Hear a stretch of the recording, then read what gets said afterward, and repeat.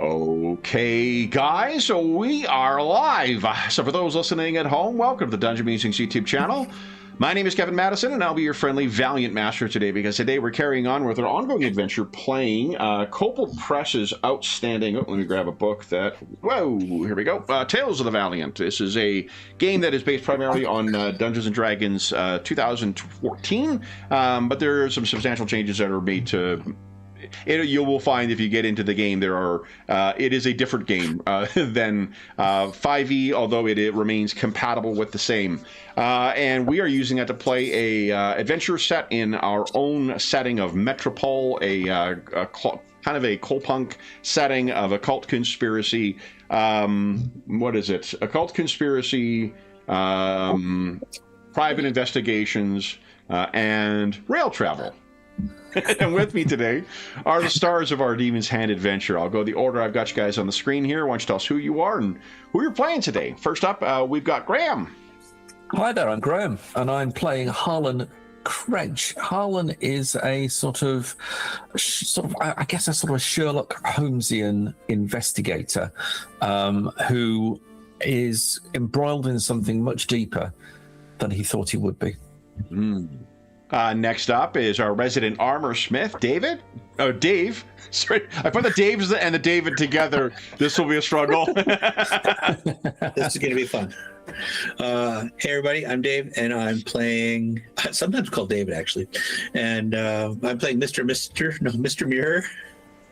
I knew that was going to happen. Gearforge Rogue Spy. Very nice. And last but certainly not least is David. Hi everyone, I'm David, and I'm playing Brother Ulysses Lynch, a former occultist now looking for redemption and looking forward to spending some more time with his long-lost brother. Very nice. So guys, this is part 6 of our Demon's Hand tale. What do you guys recall from last time? And while you get yourself caught up to speed, why don't we settle in where we find ourselves, and that'll be the lovely town of Thistleton. Oh, Look at that. Look at that. beautiful.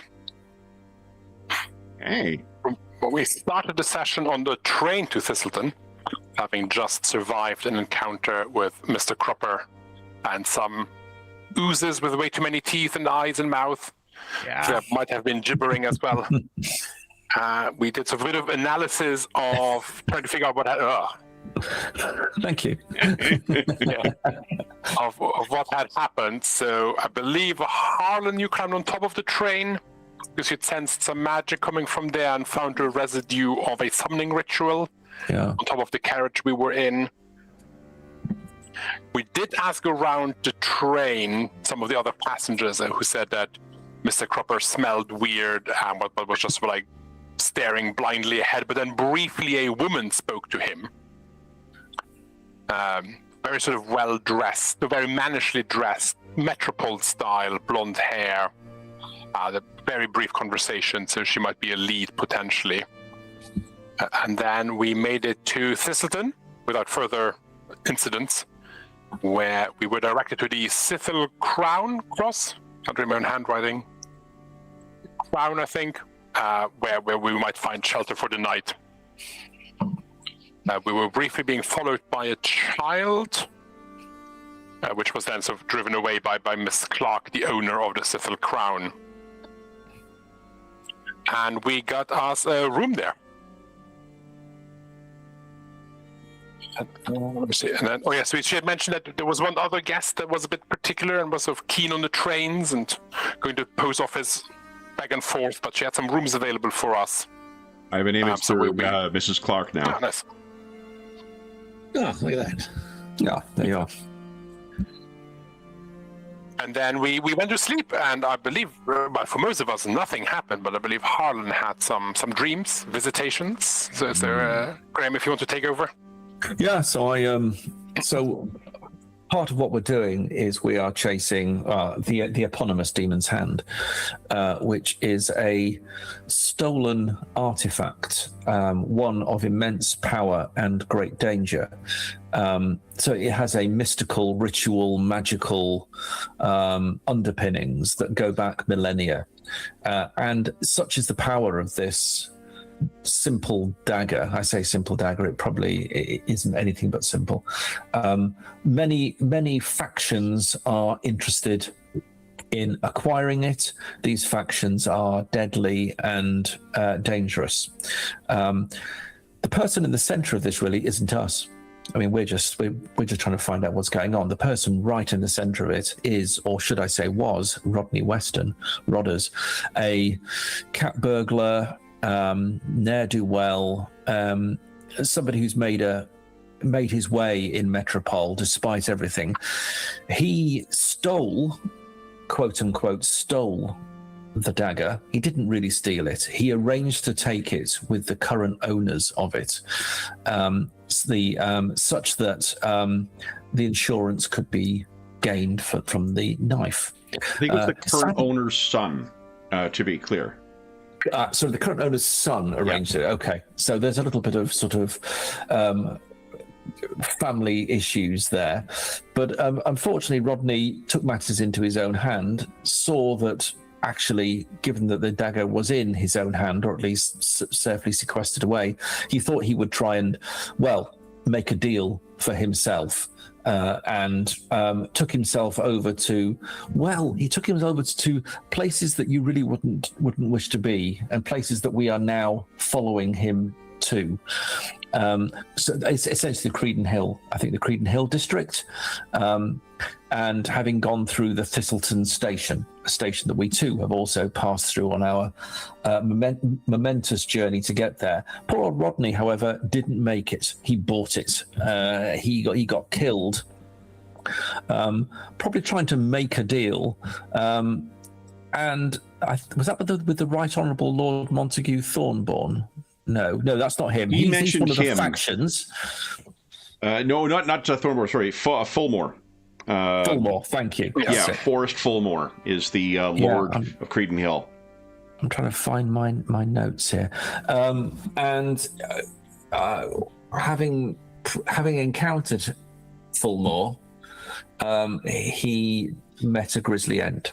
And the person that I met, that David was mentioning, was indeed the revenant ghost of Rodney, who explained all this to us, and I think confirmed to us. Am I right in saying that Fulmore is currently in possession of the aforementioned demon's hand? I think he doesn't know, or he did not know at least. Okay. All right. So he doesn't know the whereabouts then of the thing that we are. But what I pledged to him, because Rodney, although he is a thief, he is somebody that I've had dealings with before, negatively but also positively, and I would almost regard him really as a friend. Which, we learned last time. Sorry to interrupt, but we learned last time he actually saved your bacon. Correct. At one point. Correct. Kind of as a deal, but I took it. And I've pledged to him that when we do resolve the case, when we do find the demon's hand, but more clearly deal with the person who murdered him, we would make sure that he knows, and that at that point, I think he will find peace. Hey, Mr. Mirror, have you any questions about what you learned thus far? Oh, there was one other bit of warning that was presented to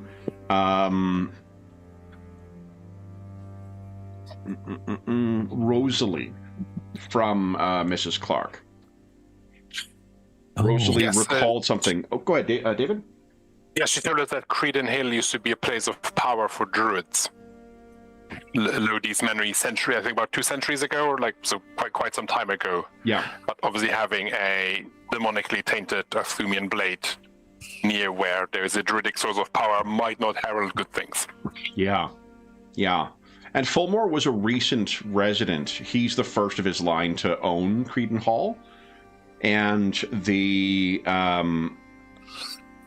revenant of Rodney Weston had said that he had secrets. Yes, and I think that Miss Clark also mentioned that It seems to be one of those like where it's just sort of like, oh, lots of people are now asking about Creedon Hill. Seem to have been others in town that had asked about good old Rothers and his whereabouts. Yeah. When you arrived as well, Mrs. Clark was asking whether you were meeting your friends. Yes, and then she mentioned the other guest in the inn that has a keen interest in the comings and goings of trains. Right. Yeah. And all the while, Lord Thornborn is the one who also wants the dagger, I think. And he's sending his goon and to bring Mouthers and whatever else after us. Right. Yeah. Yeah, Mr. Cropper is more correctly known as a war devil. And yeah, not very nice. Some of you have poisoned, devilish iron nails, or had them in you to testify to that. Mr. Mirror, you can actually complete a long rest as well. I'm not sure if you're down any hit dice as of yet. Ooh. On a long rest in Tales of the Valiant, you get your full hit points back, and you get half of your hit dice. Yeah, I wasn't down any hit dice, and my hit points seem to be top. So Perfect. Yep, you're good to go then. Does that apply to all of us, Kevin, or have we already applied that for us? I couldn't You guys remember. all have. I see you all have full hit points, and I don't think any of you guys have used spells as of yet today. I listened to the last third of the session session, and it sounded like you guys had made new selections for the spells that were prepped. For those of you who do prep spells. I think I'm down a hit dice then. Okay, that's fine. Oh yeah, because it could have been that you spent your hit dice. You're only getting one back, because it's in Tales of the Valiant you only get right, one then. hit, half of your hit dice rounded down. That'd be right. Yeah. So were we at the position where we were considering how to approach and how to deal with Lord Forest Fulmore, and potentially whether we interact with the Reeds being the family of thieves who are powerful in these hereabouts, and the patriarch thereof, Abel Reed. There was something else that Mrs. Clark mentioned as well, that there is a Reed here, a renegade, as it were. Running the delivery, yes. So Yeah, when we that's buy our right. horses from him, he would no doubt phone ahead to let someone know that there are even more visitors en route to Creedon Hill. Clement Reed. Clement I Reed, believe, that's right. Harlan, you sent a telegraph to Kitty Edgerton with a brief update on the... We did not send a telegraph in the end because I think, if I remember rightly, we decided that there were too many other parties involved in being able to read and decipher what it is we're trying to say. So did we send like a... we sent a letter maybe, but... A letter, I think it was. Yeah. Old school. We did these servers back to Metropole anyway, so... But you're right. Yeah. And that was kind of an attempt to... It was like a quick save in Skyrim. You know, it was one of those situations where... it felt like one of those, to be honest. Save, quick save and exit. Okay, I'm good. Yeah, exactly. All right. Mr. Mayor, have you any questions? So we're at breakfast the day after you guys arrived in Thistleton. Good to be off the train. Do you know that the village we're in, honestly looking at it, it could be anywhere in the peaks, actually. I think I've been there. I think I've been there. That is terrific to hear. Knowing that we had a couple of either English or conversant with or British at least, or conversant with the British countryside, I made a point of finding all the illustrations today that were appropriately rural England, not to be mistaken with rural other parts of Europe. Yeah. So, not rural Wales though, because that's... Well, rural Wales would be part of Britain, just not England. And I don't know, the bocage in northern France, that doesn't exist in southern England, right? It does. Oh, it does. Okay. I say it does. I have experienced the bocage just very, very briefly in northern France, but if you go down to I want to say Somerset? yeah, apologies to fellow Brits who are listening or sort of shouting at me now, but it's sort of like, certainly if you go to the south of England, southwest of England, there are some very big hedgerows down there. Although I am old, and I've got to the point now where I've done things in my past that like no longer exist, but I think that is the case. It's not quite as sort of notoriously known, as it were, as in Normandy, but I think you can find. Oh, okay, cool. Similar. I think so. All right.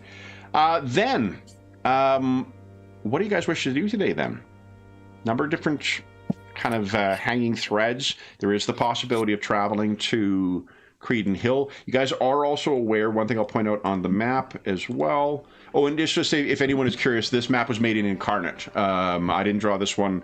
This is, Incarnate is a pretty user-friendly program.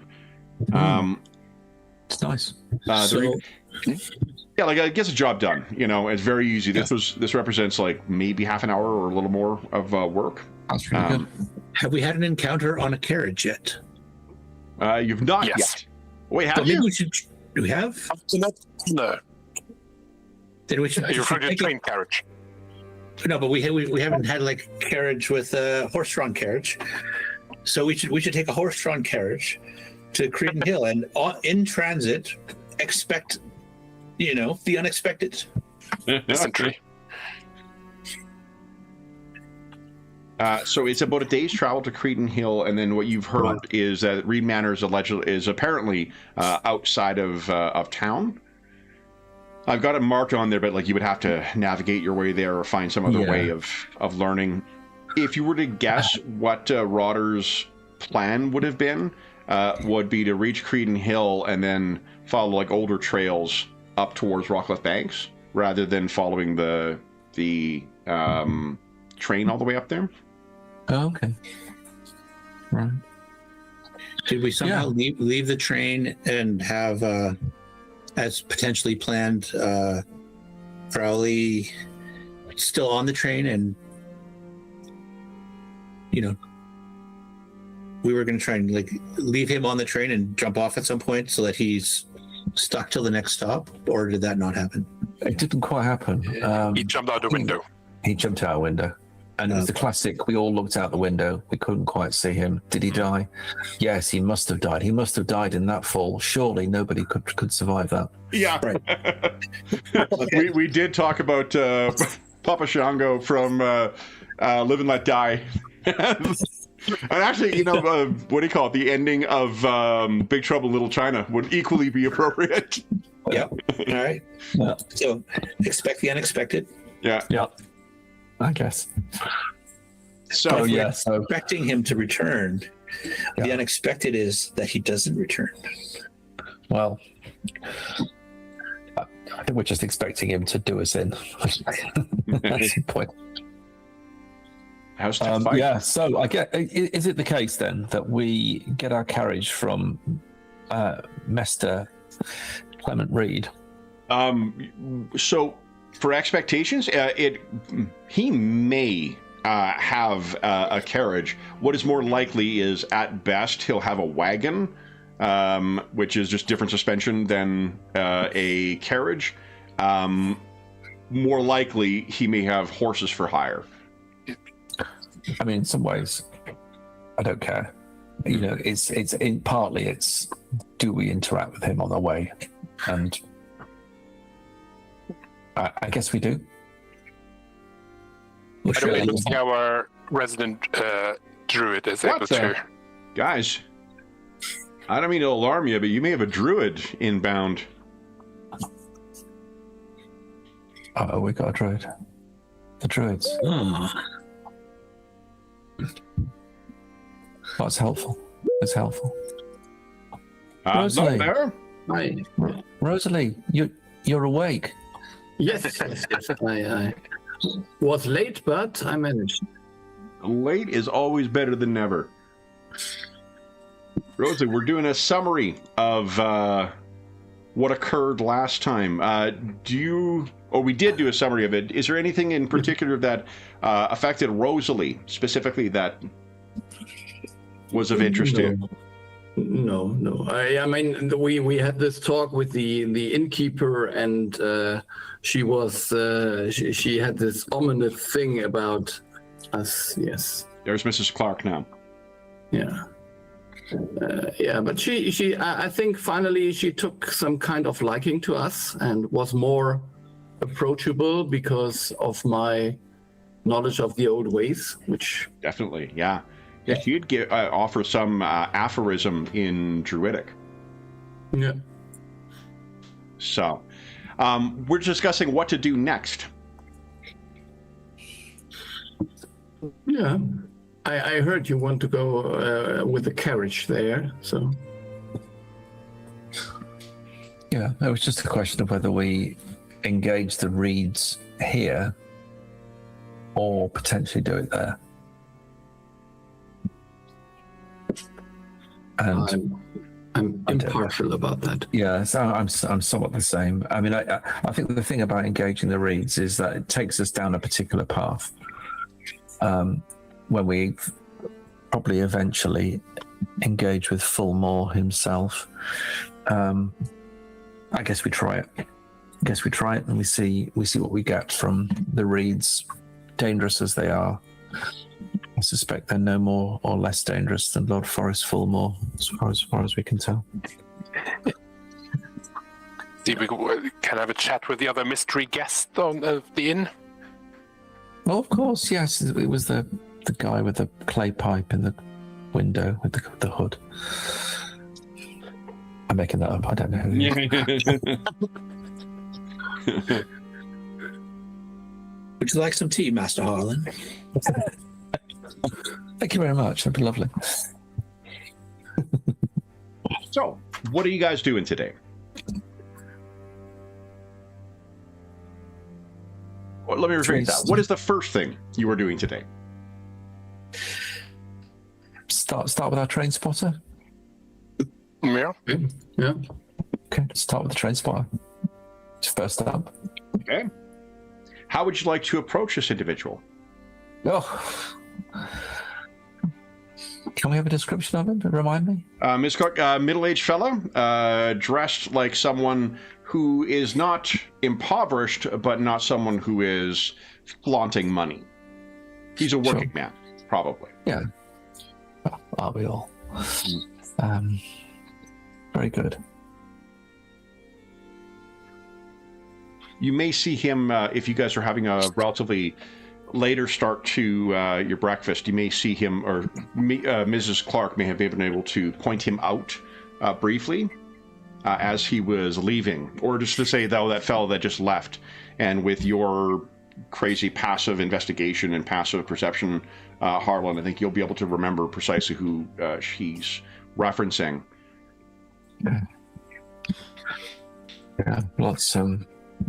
I think a direct approach, probably, if you can find him. A man with potentially common interests. We too are lovers of trains. I've got a series of train numbers in my little book here, which I've been keeping. Can we help each other? That's the kind of angle I think we're going to go for, shall we? And see how that goes, and if he explodes or turns into a ravening horde or whatever, that's fine. Okay. We're all going to approach it together. We not to say that we're fearsome, or four of us approaching might be. It might be a little much, mightn't it? Yeah, I think we could be close, but not all at once. Yeah. I mean, And who is best suited to undertake this task? Is it yourself, Rosalie? no, I think you're the perfect person to talk to people. I mean, Really? Oh, okay.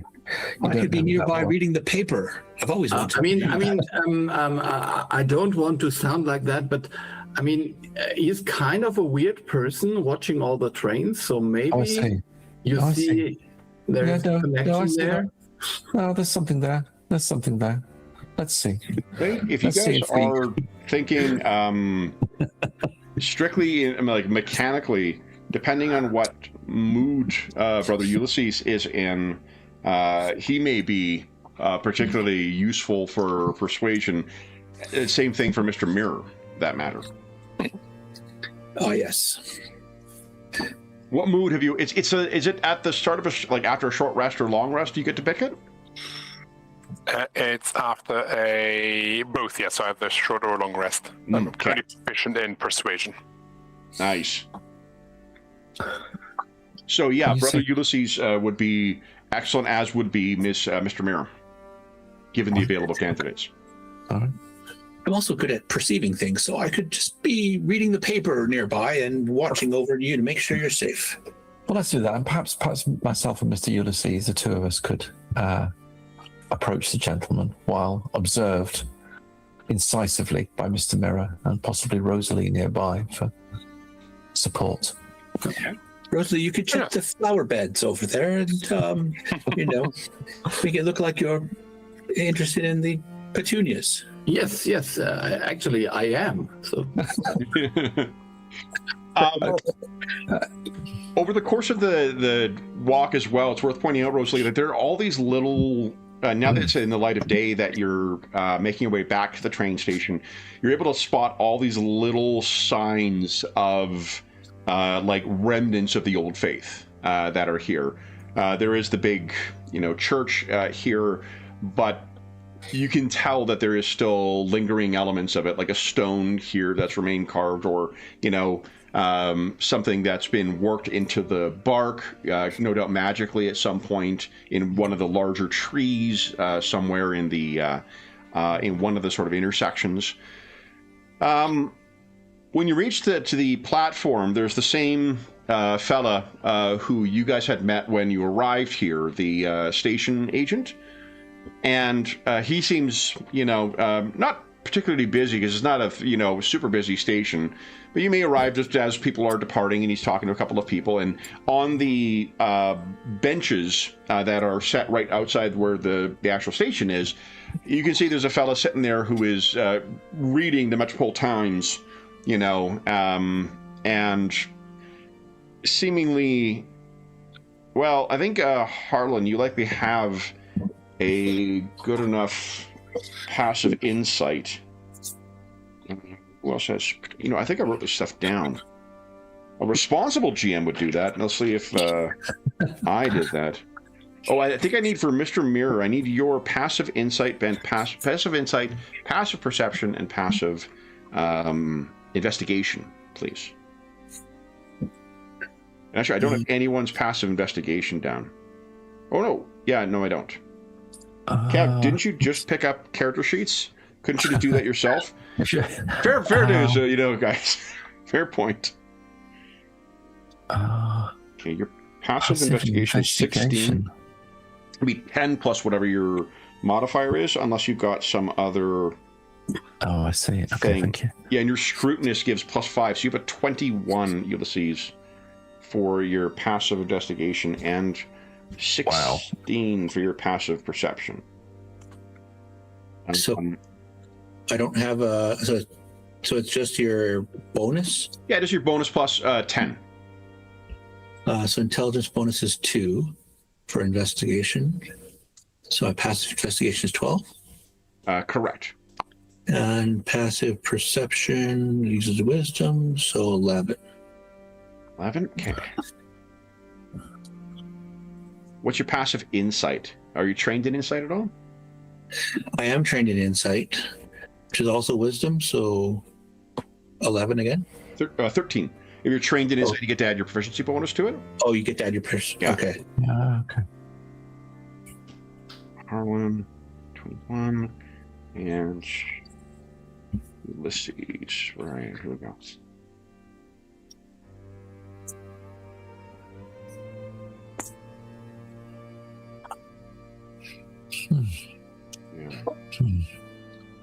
You shouldn't be 11. Okay. All right. So then, this fella is just sitting, reading his thick paper. He's got a stack next to him with a little, I don't know, maybe there's a stone he's placed on it so it doesn't blow away, and he's reading through one of the sections right now. But what Rosalie. Oh, Rosalie got the +5. Rosalie, you can tell from a distance that he is clearly watching people and kind of, while reading. Any of the spellcasters, do you guys have a message? Either as a cantrip. Do you? So that is one resource you can draw on. Is you can actually, Dave, you've got it there. Would you mind clicking on it so everybody knows what you're capable of? Or do you want the spell? Oh, the spell, please. Yeah, not your. I trust that you have access to it. There we go. Okay. So you have. You would all know that you have access to that ability as well. You point your finger. Not obvious. I'm like, point my finger behind my leg, but still behind at the guy. You just got to be the kind of guy who talks with like finger guns a lot, And then no one. Be like, Rosalie, hey, watch this. For the Uzis. Harlan. Hey. And then I think they can respond, right?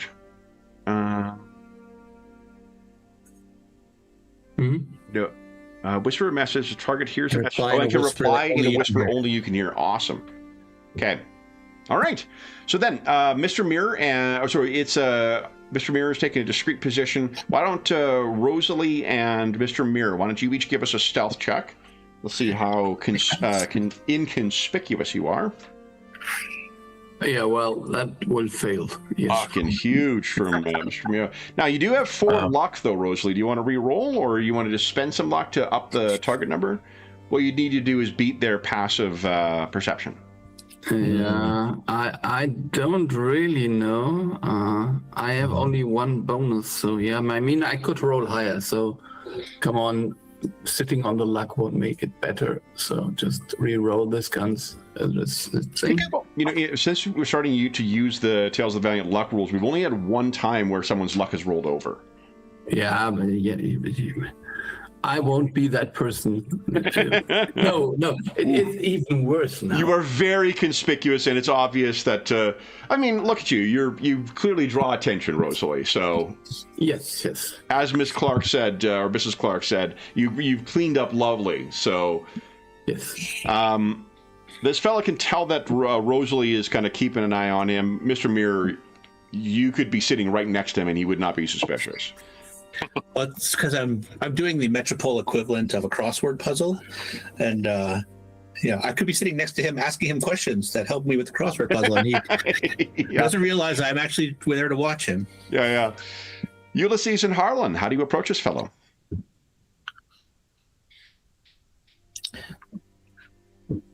Just having a look at Scrutinous as a talent. It doesn't really help me, but it's useful. It's interesting.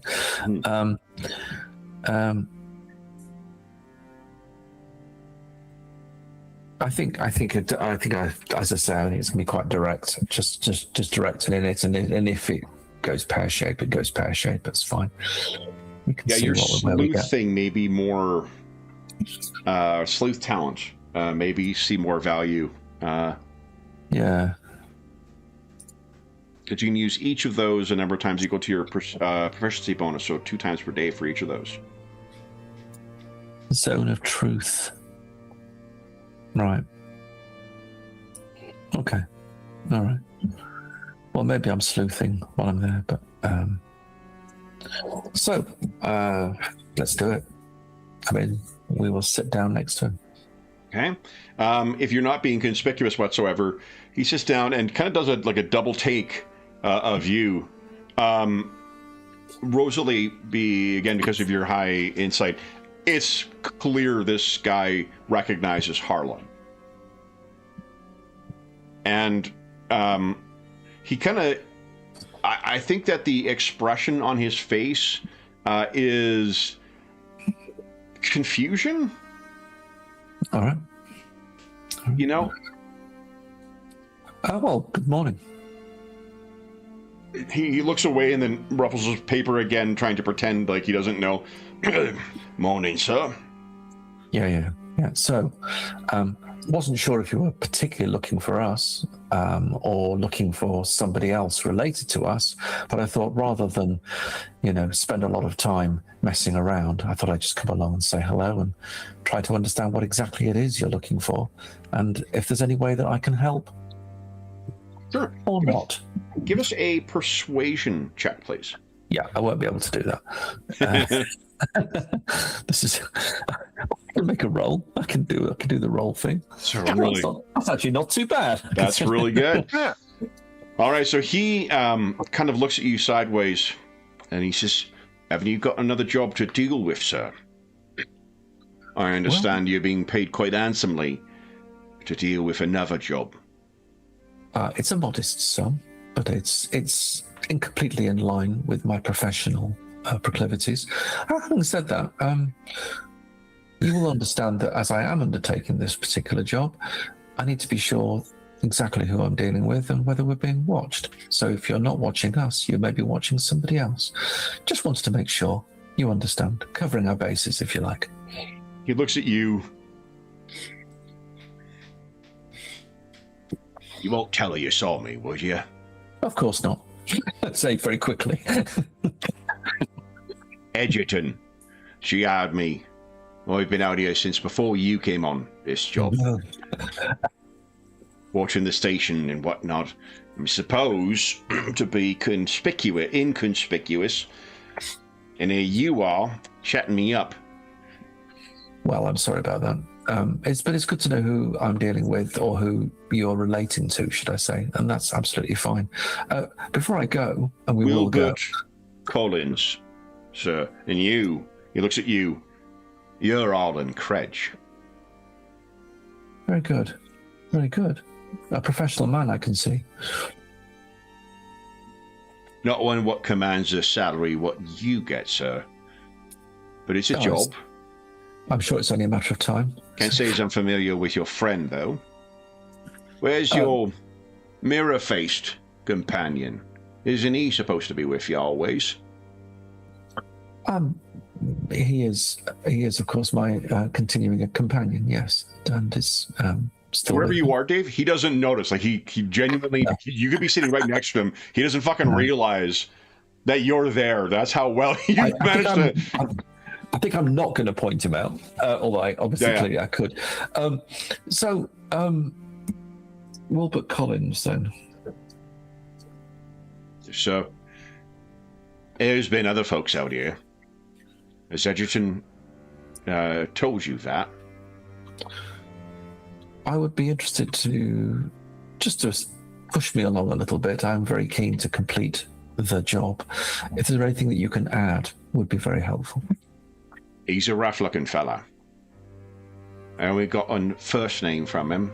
His name's Felix. Felix. He was asking about before you got retained. He's been reporting back to Metropole as well. I'm not certain who his master is, and I ain't seen him for a couple of days. I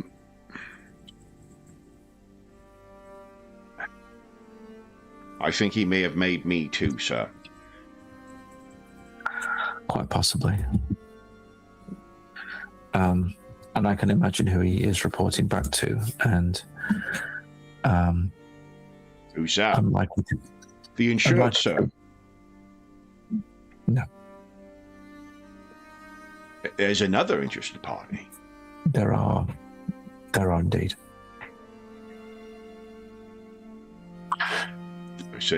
I remember the name Felix as someone who's in Montague's service, similar to Mr. Cropper? Good question. Why don't you give us a history? What do we think? Would history be it? Yeah. Either history or insight. I think either of those is kind of appropriate. Your choice. Oh dear. Okay. You will get 1 point of luck for that. So right. That is good. But you're not familiar with the name, though. Perhaps if you saw the face, that might jog your memory. He gestures over at Rosalie, who is trying to be inconspicuous, but is just far too interested in the flowers that are there. She with you as well, sir? Very good, very good. My estimation of you increases with every minute we speak. He looks at you as if like he's trying to judge whether you're being sarcastic, but you rolled pretty well. And that persuasion check, so he's like, takes it as a compliment. Pretty straight, to be honest. Yeah. Ooh, okay, so Mr. Mirror, you sent a message. What is that?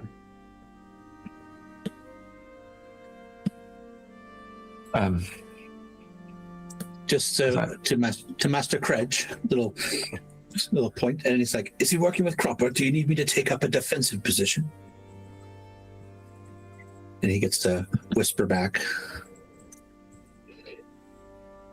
because I have no idea what's going on. It's conversation. No, I'm just kind of watching, and I didn't roll a insight, but just want to make sure. Yeah. Yes. Yeah. Continue on with my crossword then. This Felix fella, you think he's working for this other party then? Not Yes, sure. very likely.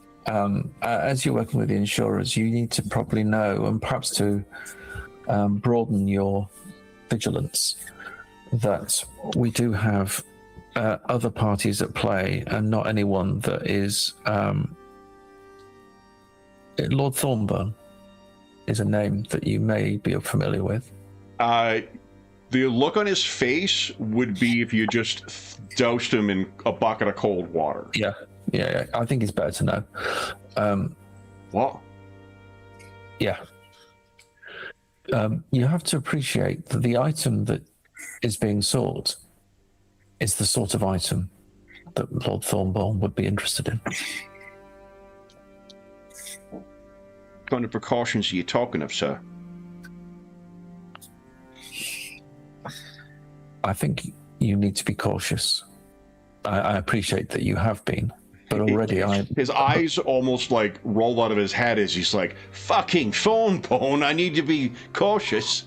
You think? Well, put it this way. We found you. Fair point, sir.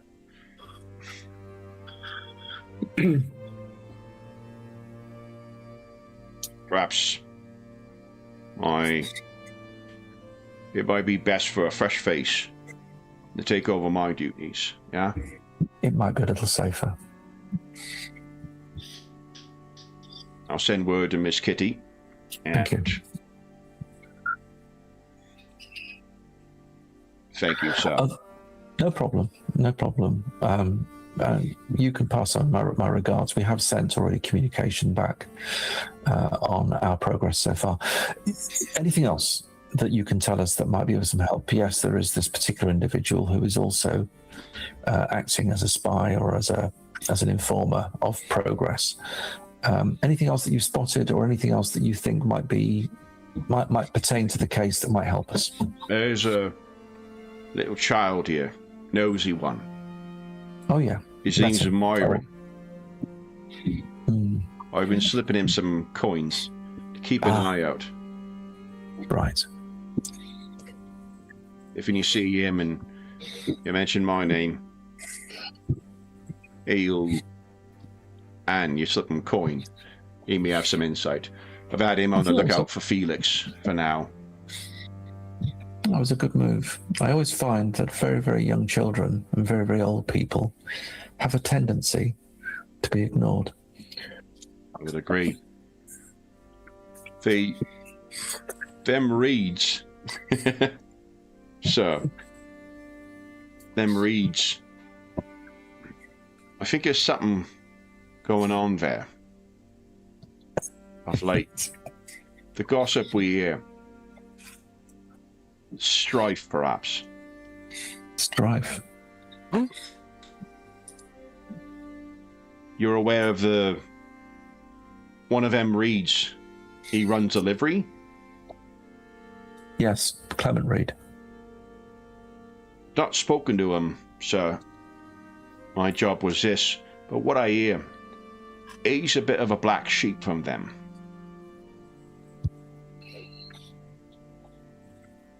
There are some who say a reed's a reed, and there are others who say he's not like them others. See. I can't say he's found the truth of it one way or the other yet, sir, but that's what I've heard. Well, as you make your arrangements, I'm happy to let you know that we do intend to have a chat with Clement Reed, and we will perhaps ascertain where he stands. Good. Thank you. You've been most helpful. Grateful. So, is there anything further you require? No. Act quickly and take care on your journey back to Metropole.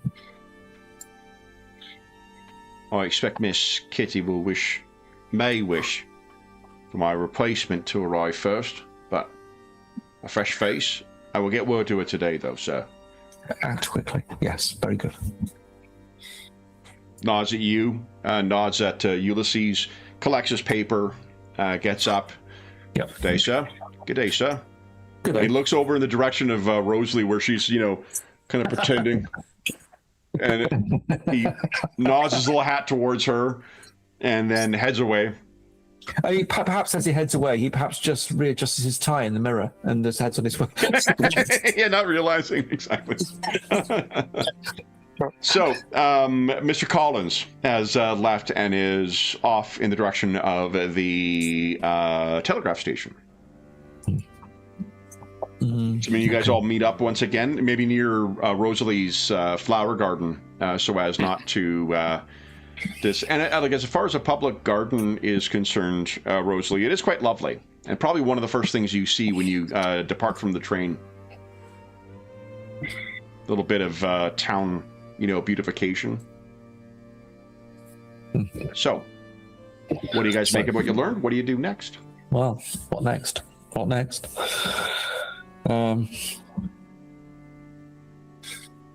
Should we acquire transport? Yes.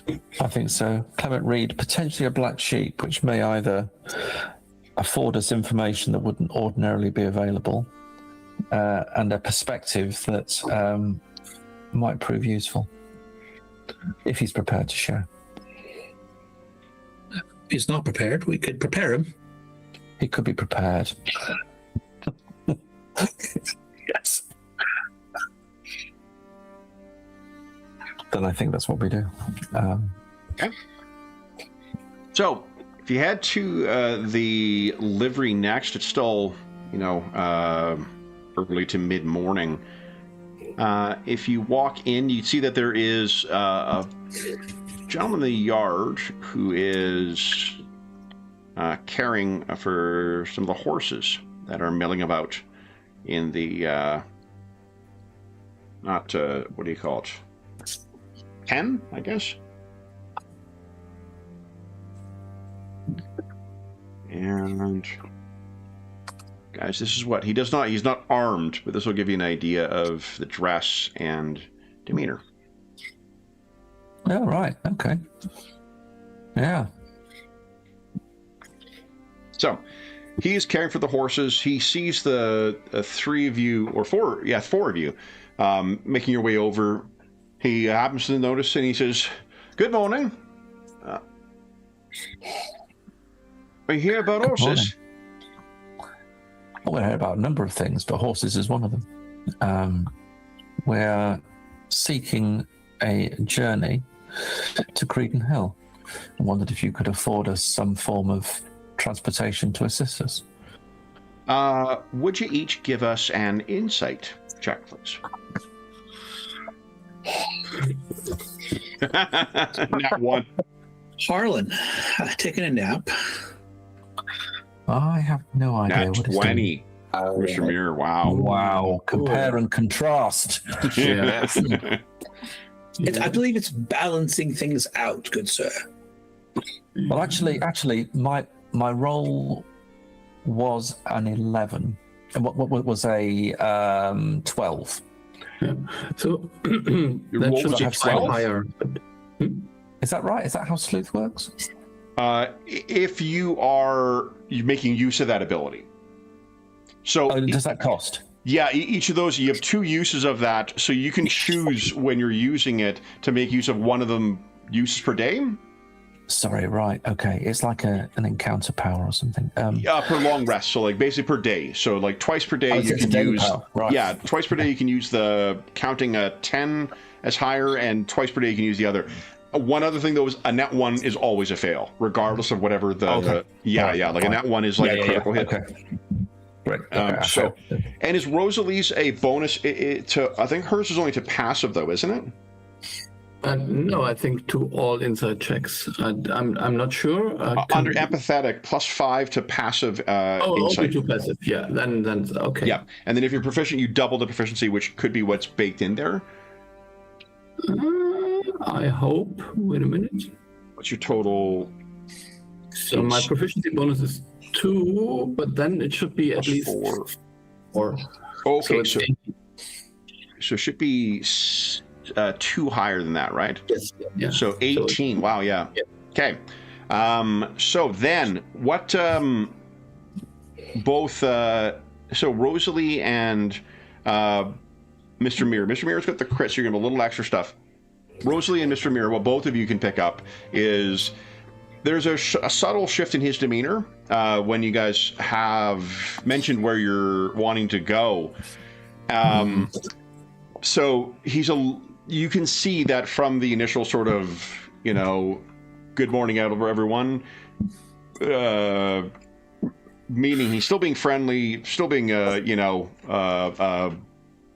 what do you call it, a like customer-facing fella, but he's definitely taking a more guarded tone, knowing where you're going. And Mr. Mirror, with that crit, you can notice there's a little twinge in one eye, as if there's a bit of pain there as well. He says in response, "I'll see you inside then." And let me just double check, Rosalie. I'll fix your character sheet for you too. Yeah, thanks. Because if you go to the cog, and insight should be here, expertise. So, cantrip, I can just cast that whenever, right? Yep, absolutely. So I could literally drop back to seeing that Harlan's not picking up on this. I could drop back from the group and then cast a cantrip to message Harlan, dude, did you not notice that he saw the pain when he heard that word, when he heard about. So yeah, and then I can just take Harlan off because he's been leading the conversation. Okay. Yeah, he was terrified, wasn't he? I replied, so it was bad. Yeah.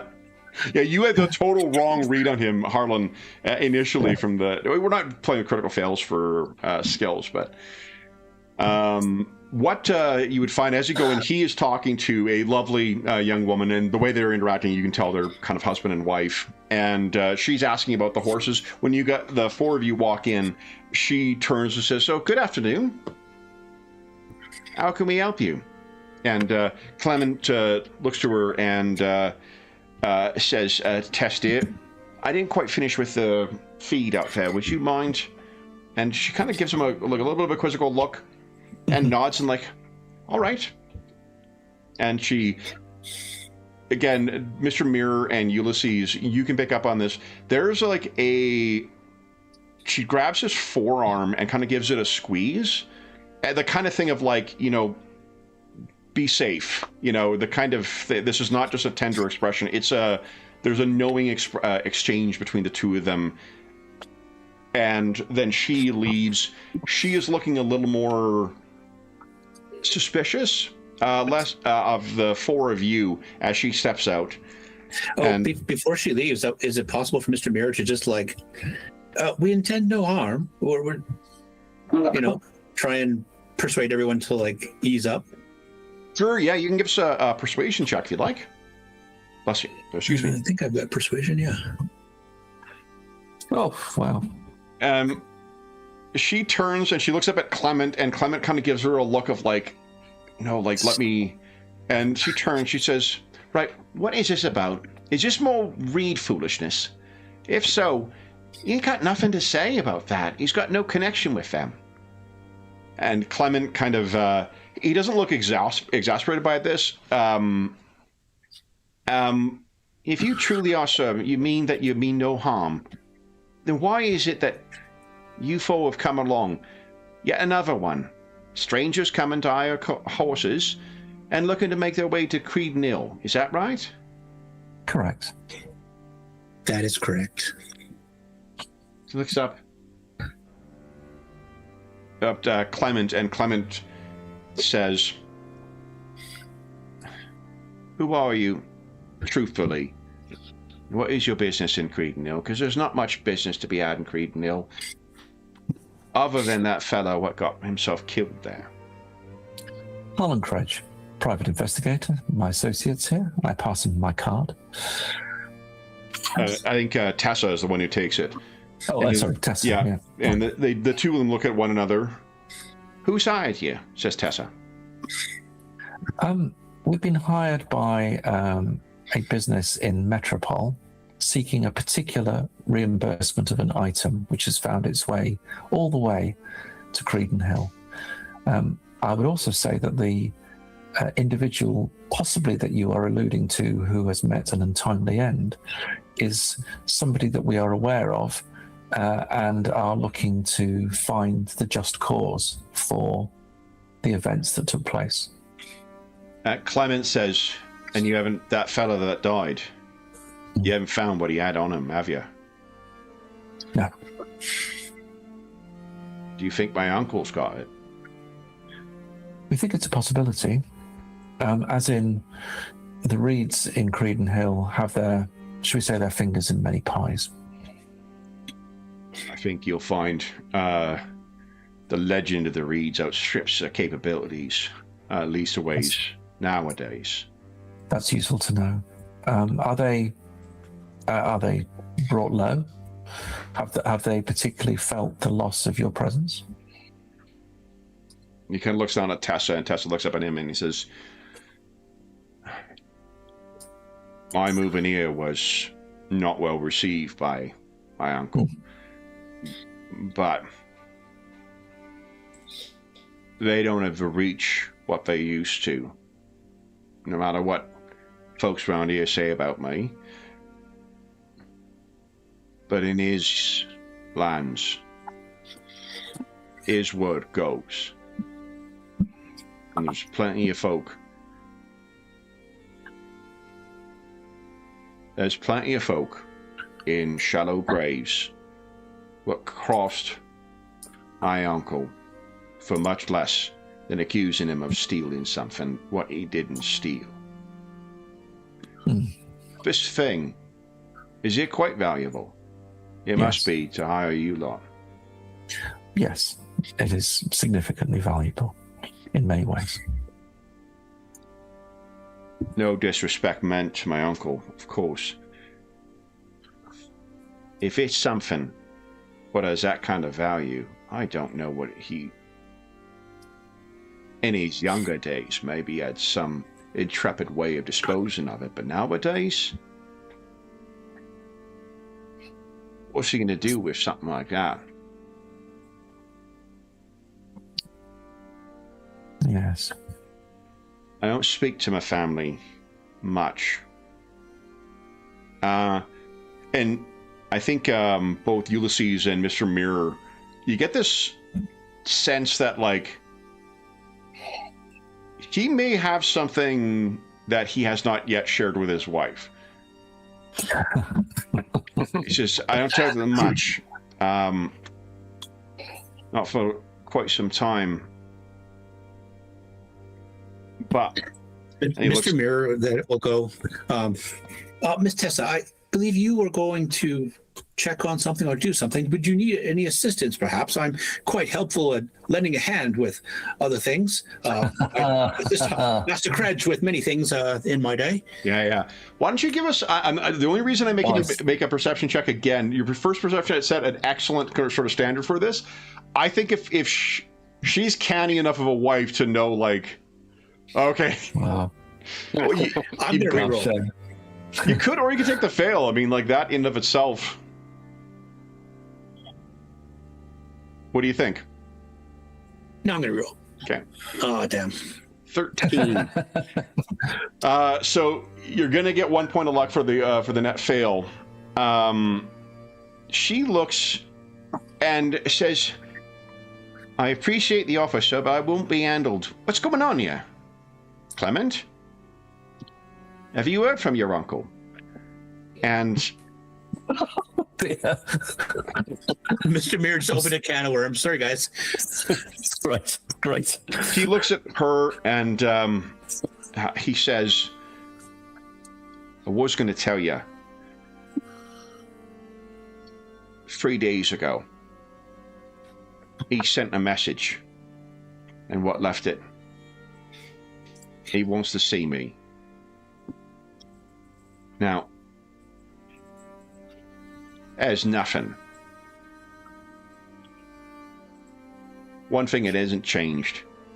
When a Reed's mind's made up, a Reed of Creed and Hill, that is, they don't change. He is immovable as a mountain. He is.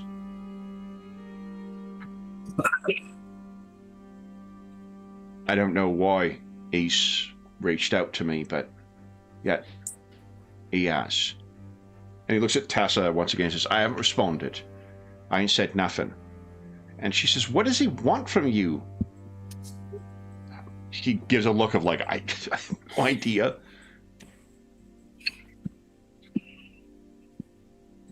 I don't know what's changed for him, but it must be something big for him to ask for my help. And dangerous. May I suggest that our situations are aligned, potentially? The item that we're seeking is potentially a dangerous item. It is also garnering the interest of other dangerous parties, which may or may not have passed through your way. If Abel is asking for you, it could be unrelated, of course, but there is every possibility. There is a synchronicity here.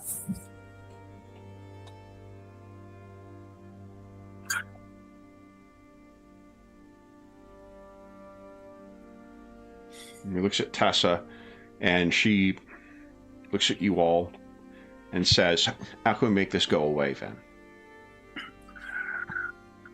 Well, I would actually recommend you go out into the hills and find a nice cabin for a few days and...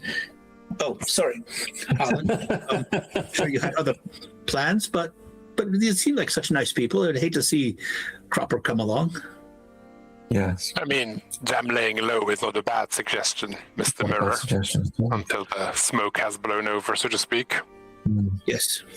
And if your uncle needs help, perhaps this is not the time to help him? I mean, if it's that dangerous. We do know that some of the parties involved in seeking this item, believing correctly, or as you might suggest, erroneously, that Abel has it, are indiscreet and blatant in their approach. And so that creates the danger that we're talking about. So even if he's not involved, and given his, and I don't wish to besmirch the family business, but his diminished circumstances, it places him also and your family in Creedon Hill in some danger. Tessa kind of takes his arm once again and says, "Me auntie in Claverton. We could take the boys." That's nice. He says, "I could tell you where he'd want to meet if that'd help, but understand, you should not underestimate. He may seem like a country bumpkin. He's as dangerous a man as I've ever met." His reputation goes before him. We were fully expecting somebody of that type. Have you had anyone pass through here seeking carriage and passage through to Creedon Hill that surprised you, was unexpected, or left you with an impression that you may wish to share with us? Your feelings of dread. Nice. Is anyone with a red name icon on them that you've? Yeah, that's right. Well, what he says is, he says, I'm sorry. So we've got horses for hire, but we haven't got no carriages and the wagon. No one will pay for that. Okay. It's no. In answer to your question, we've had plenty of folks over the last few weeks who've been hiring horses out to go to Creedon Hill. Not a steady stream, mind, but out of towners, for sure. For certain. They've been hiring, but they've all come back. Mm-hmm. Tessa says, there's that one fella that's staying at the Crown. He hired on and went out as well. That's when they brought that body back. It's an event when that happens. Clement kind of says, most folks in Creedon Hill, when they go missing, they ain't never found. No. Tessa says, do you think Abel, is he the one that killed that man?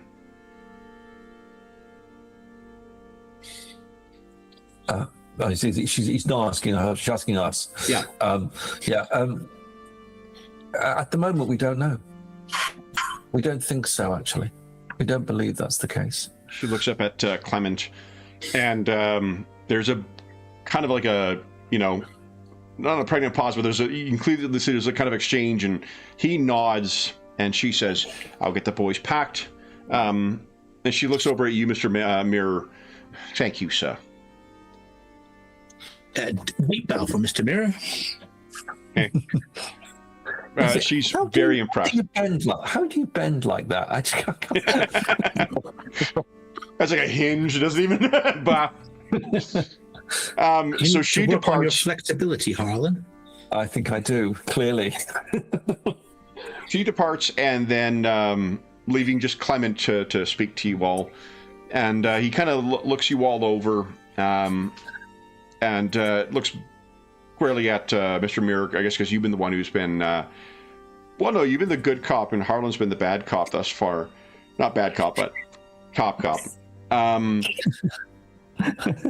not Harlan. really a cop at all. I'm just concerned for their well-being, as all.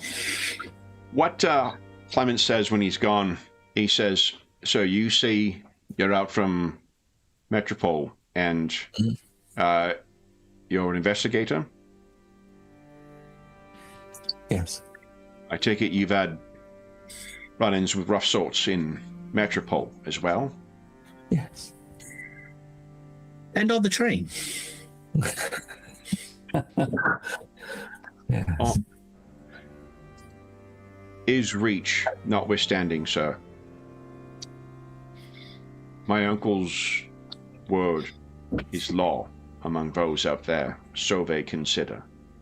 Good.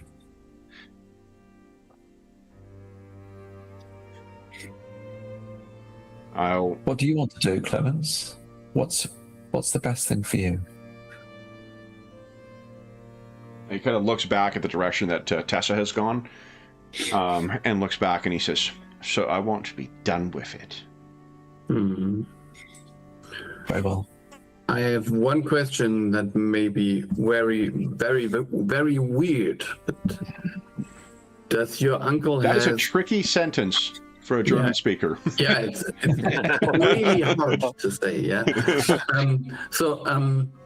Does your uncle have protection against magical means?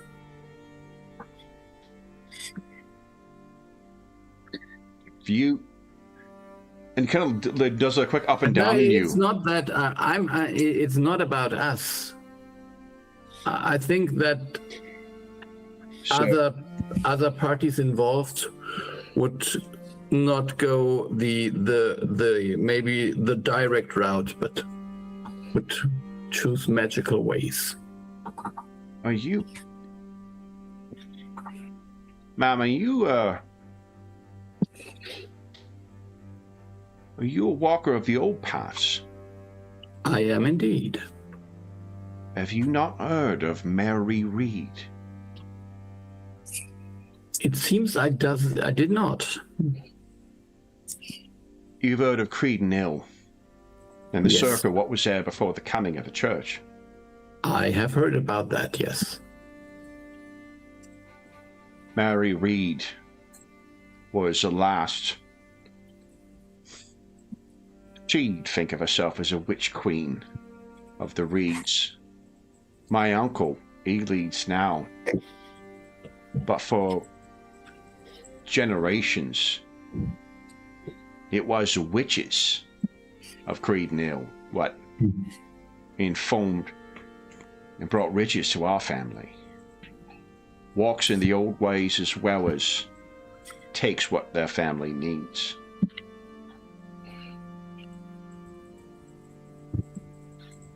We, since times have changed and those old ways have fallen out of favor, not since Mary Reed was burned by the church and the stones cast down.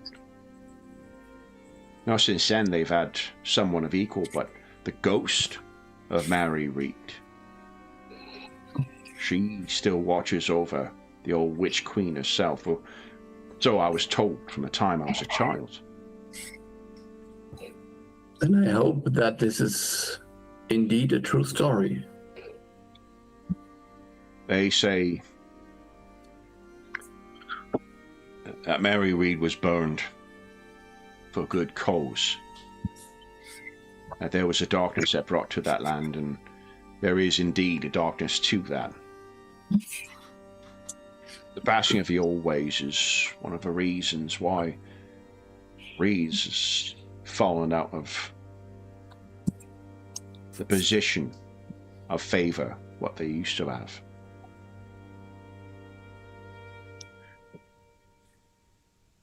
You're going there as well. Mm-hmm. It's all business that you're going to uncover then. You ask if he's tutored in the ways, even with only the ghost of Mary Reed watching over them. Yes. They know the old ways.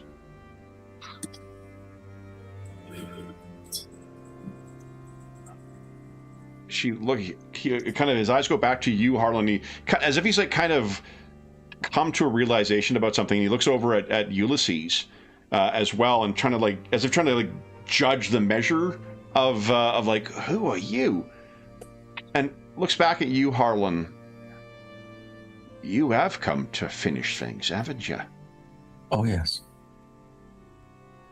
There are a number of threads to this, all of which need capping and finishing.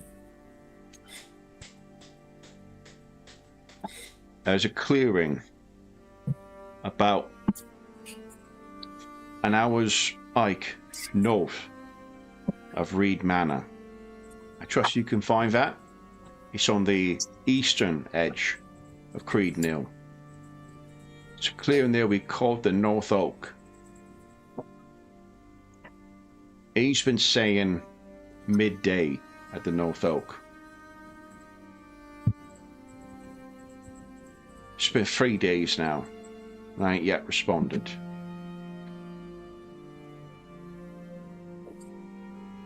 If you want to meet with my uncle, that's where you'll find him. Very good.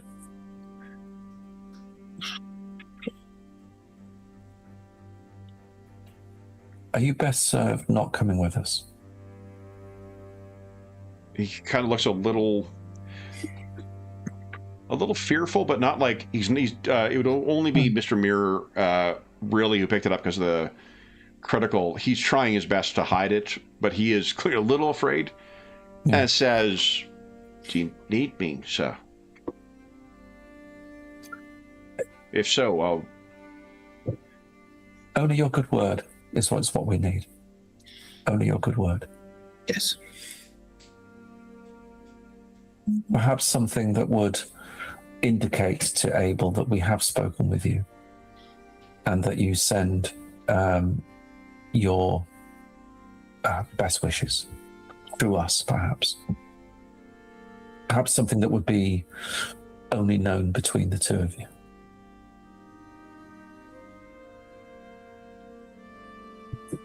What you can tell him is that I remember what happened to Imogen. Thank you. Thank you. Are you also saying this Fulmo fella? Of course. But we'd rather see him via Abel and first with Abel before meeting him. I've not met the fella, but Tessa, she saw him as they were going through. Creed Knoll sat empty for my entire childhood. No lord, leastways none staying. He sought out that property, sir. Creed Knoll was built on the bones of where those stones was cast down. Place of power. The Mary Reed.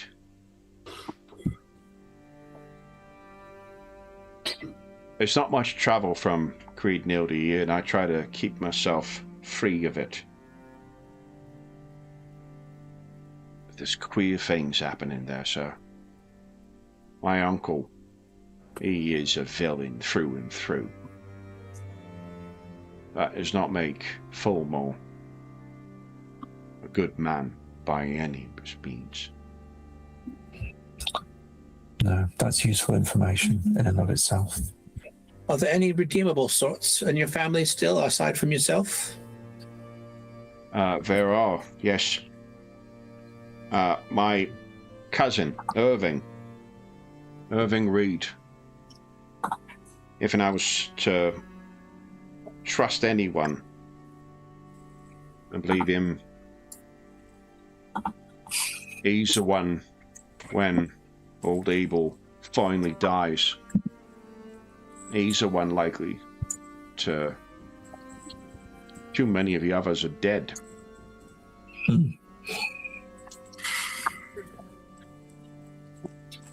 But Irving, and you can see swallows hard, not wanting to frame it this way. Irving's a Reed, through and through. Make no mistake.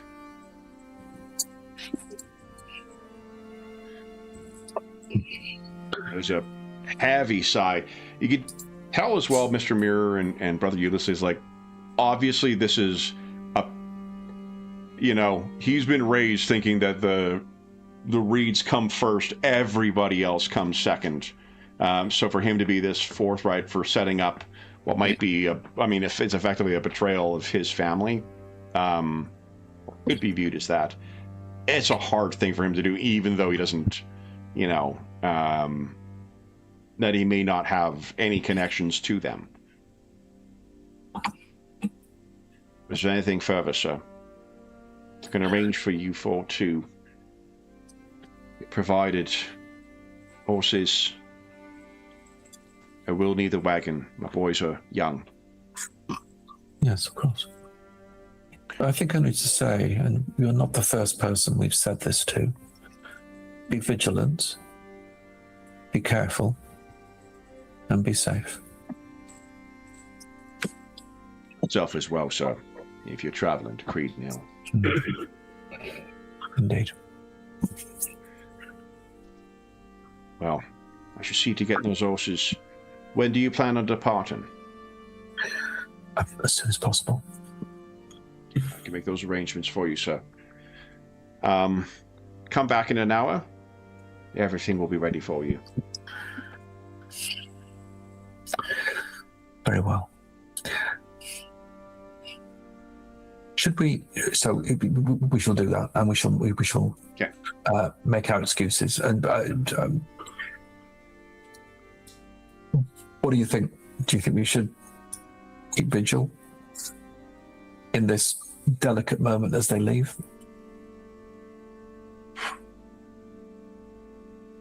Like, see, though, it's probably like their house would be not far, probably on the other side of the yard or whatever. So you can see, if you do happen to look, you can see he is going out and getting things ready. Tessa comes over to talk to him, but you can see two young boys who are kind of near the outside of the house, and they're kind of looking over to see what you guys are all about. The clockwork individual in particular, the automata, would not completely unheard of, but definitely unusual for a small town.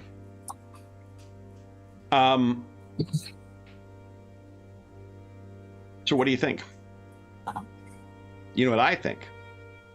We should contemplate that on our mid-session break. So, for those listening at home, we'll be back in about 5 minutes.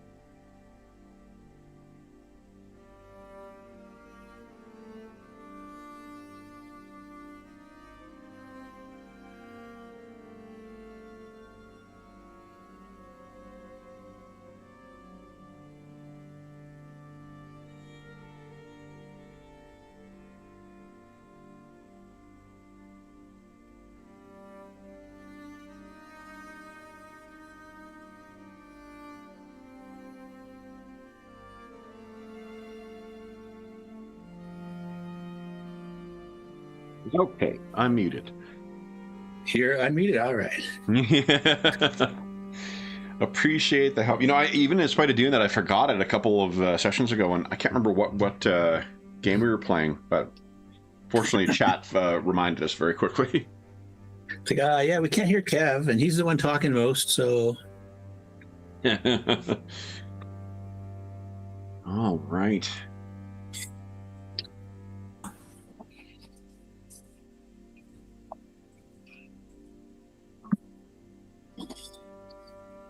Yeah, the awarding fate for failed skill checks is not part of the rules as written, but in an investigative heavy game like this, where it's not, you know, combat isn't taking up 50% of your game, it's a happy compromise, and I think because the way that it interacts with the skill rolls is still quite helpful, and you guys are still spending it readily.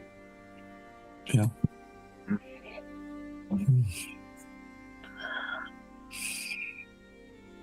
Oh, you also rolled perception instead of persuasion? Those last two rolls, I just realized. Perception? Oh. Yeah, you were trying to persuade her to go outside, and you rolled perception instead of persuasion. Oh, yeah. Yeah. Yeah. Oh, yeah. Difference is a +4 on persuasion. 10 and 17. You actually might have succeeded on that second one then. But it worked out. Yeah. That's fine. You will get a... Did I give you a luck for that? Yeah, you did, because you re-rolled. And that used up your 3. Got it. So, because we're waiting for David. What do you guys make of all of what you've learned here? Not every reed is rotten. Yeah. I just hope that this is a potential ally, not also another enemy we're getting ourselves into. Possibly. I mean, what could go wrong? An ancient Athenian ritual dagger, perhaps being sequestered and held in an ancient site of ritual power. I don't know. The mind races. It does. Yeah, so Being sought by without end. Yeah. being sought by a necromancer of great power. Yeah.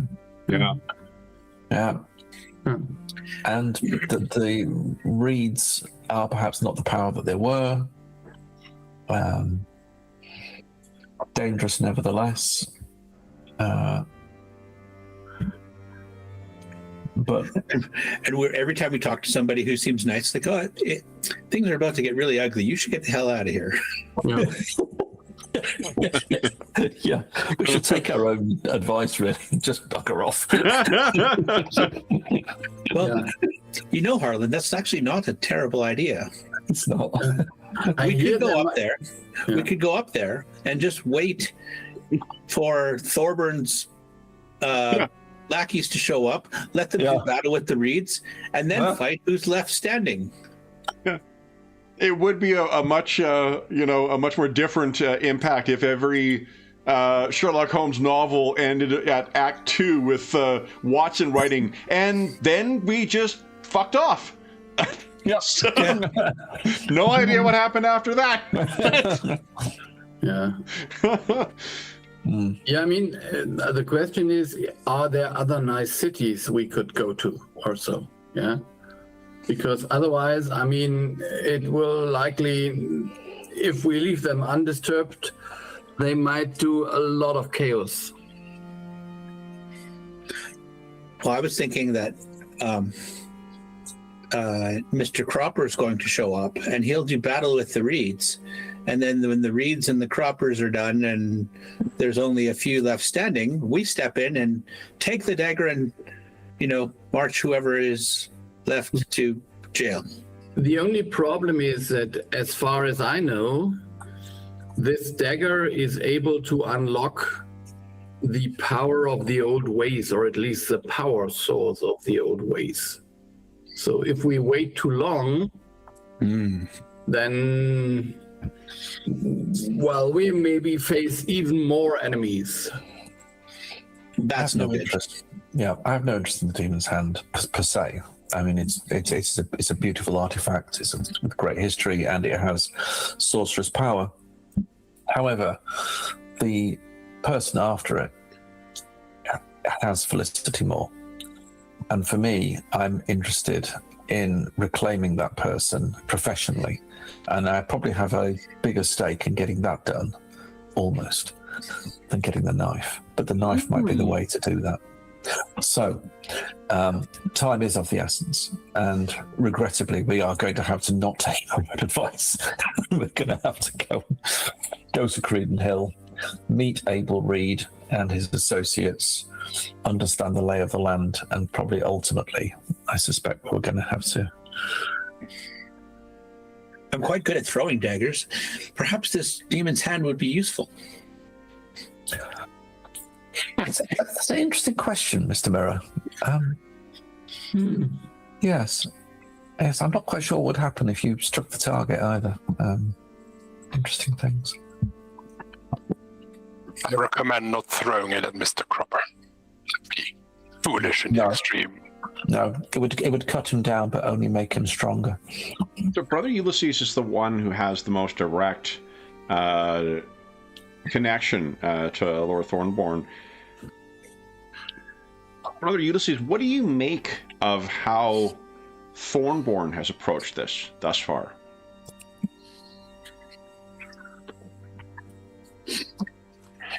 It strikes me as unusually blunt.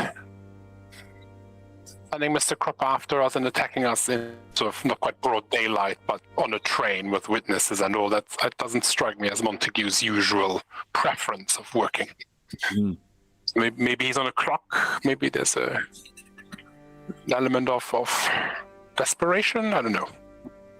Do you think Cropper is his only available resource? Heavens, no. If so, Weren't we sure that there was someone else also in the train with us who was most likely handling him? Yes, away? we suspect that possibly the woman that briefly spoke to Mr. Cropper. Well, there wasn't something else that attacked us before Cropper. Didn't what happened in an earlier episode where Cropper hadn't even shown up yet and we were attacked or cast some spell on us? I can't remember what it was. There was a cursed coin that you guys... Oh, we dropped the cursed coin in the tavern on the table, right? Yeah. Yeah. Since it's been a while since we've seen him, let's just remind ourselves who Lord Montague Thornborn is. Lovely. Yeah. There's, by the way, making fun of my pronunciation, there's a German sketch about some announcer trying to reiterate some English series with land nobles, and everyone is called Thornborn. Something like that.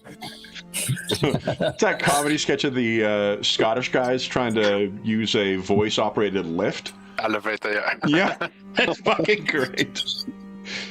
All right, so what are you guys doing next then? They're going to need an hour to get your horses together, or rather, Clement will require an hour to get things ready for you. He's prioritizing getting your horses ready before, while Tessa gets the kids and the wagon and whatnot ready. What do you should do with that hour in between? Yeah, I mean, the one thing that we could do, or someone could do, I don't know, is it worth having a quick check with Mirren, the child watcher employed by the insurers, just to see what he knows, whether he's picked anything up? I don't know. It's just a thought before we head on our way. He may have had some insights that others do not. Yeah, I think that's a good idea. What you probably would find is in the time you spoke to him, he may be leaving the telegraph station. Because he's going to be sending a telegraph, and then he's not going to sit and wait for a response. They'll send a runner when he gets a response. So you may actually catch him heading back to the Thistle Crown.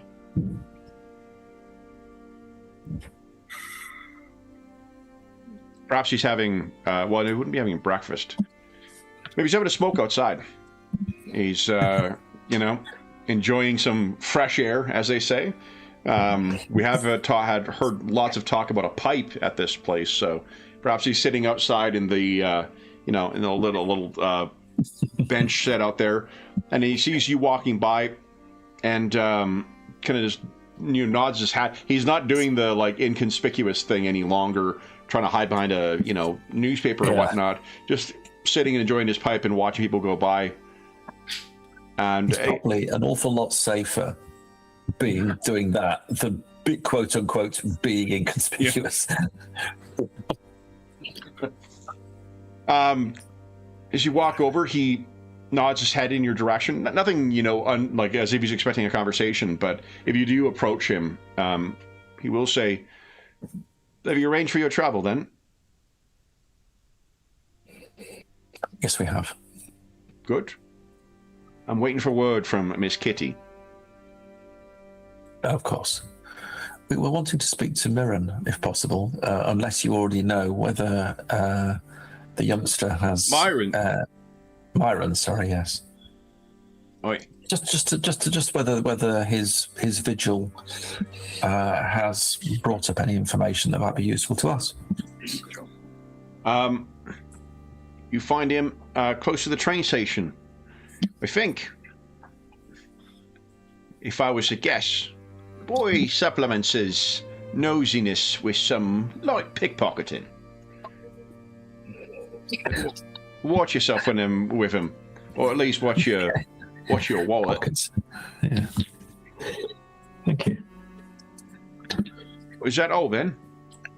I think that'll be all. No, briefly, I don't think it was mentioned in our conversation earlier, but there might have been another passenger on the train that might be of interest. And I described the description of the woman that spoke to Mr. Cropper to see if Collins has seen her or knows of her. He thinks... I have seen someone wearing a gentleman's clothes. Or something close to that. Is that right? Yes, that's how she was described. Yes, I have. Pretty, in a very cold way. Yes,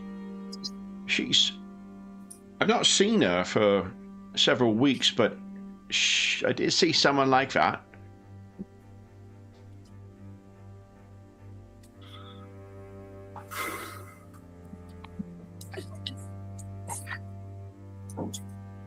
Careful, if you see her again, she might be linked to.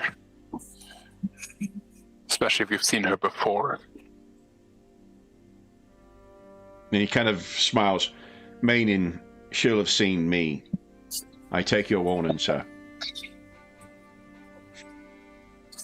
Then, are you leaving today then? Or are you staying for longer? We will go about our business. You need not make a roll for it, but Harlan, Mrs. Clark is either very efficiently cleaning a single table that happens to be near the open window, or she is listening into the conversation that you guys are having. I think I'll just say, we will about our business. It's probably best if we just leave it at that. As sad as we are to leave this fine establishment, it is so incredibly pristine clean. He says, it's a nice place. The proprietress is a bit of a nosy Parker, but you know, and you hear kind of like the chair stumble inside. Well, you know, she has to know what's going on around her. It's all part of her professional necessity. And I'll tell you something. I shall miss her stew. I as well. Then he continues puffing on his pipe. Bid you good day. And Mr. Kredge. Thank you, sir. No problem. This job, it pays not bad. And me missus forgot myself killed. It's not worth it. Thank you, sir. If you guys wish to go to the train station to be looking for Myron, you've seen him before, so it's not hard to pick out this urchin, you know, kind of lurking around the train. Constantly kind of being, whoever the station agent is, there seems to be a bit of a cat and mouse thing going on with Myron and the station agent. What do you guys wish to do with Myron? Or how do you wish to approach him, if you do? Maybe you should just dangle the old gold watch, Harlan, and after he steals it, I'll steal it back. Why exactly do we want to talk to him again? I don't really know. The only thought was He's being paid. Yeah. He's being paid by Collins to keep an eye and ear out, so he might have noticed something that might be of use to us. Perhaps the woman.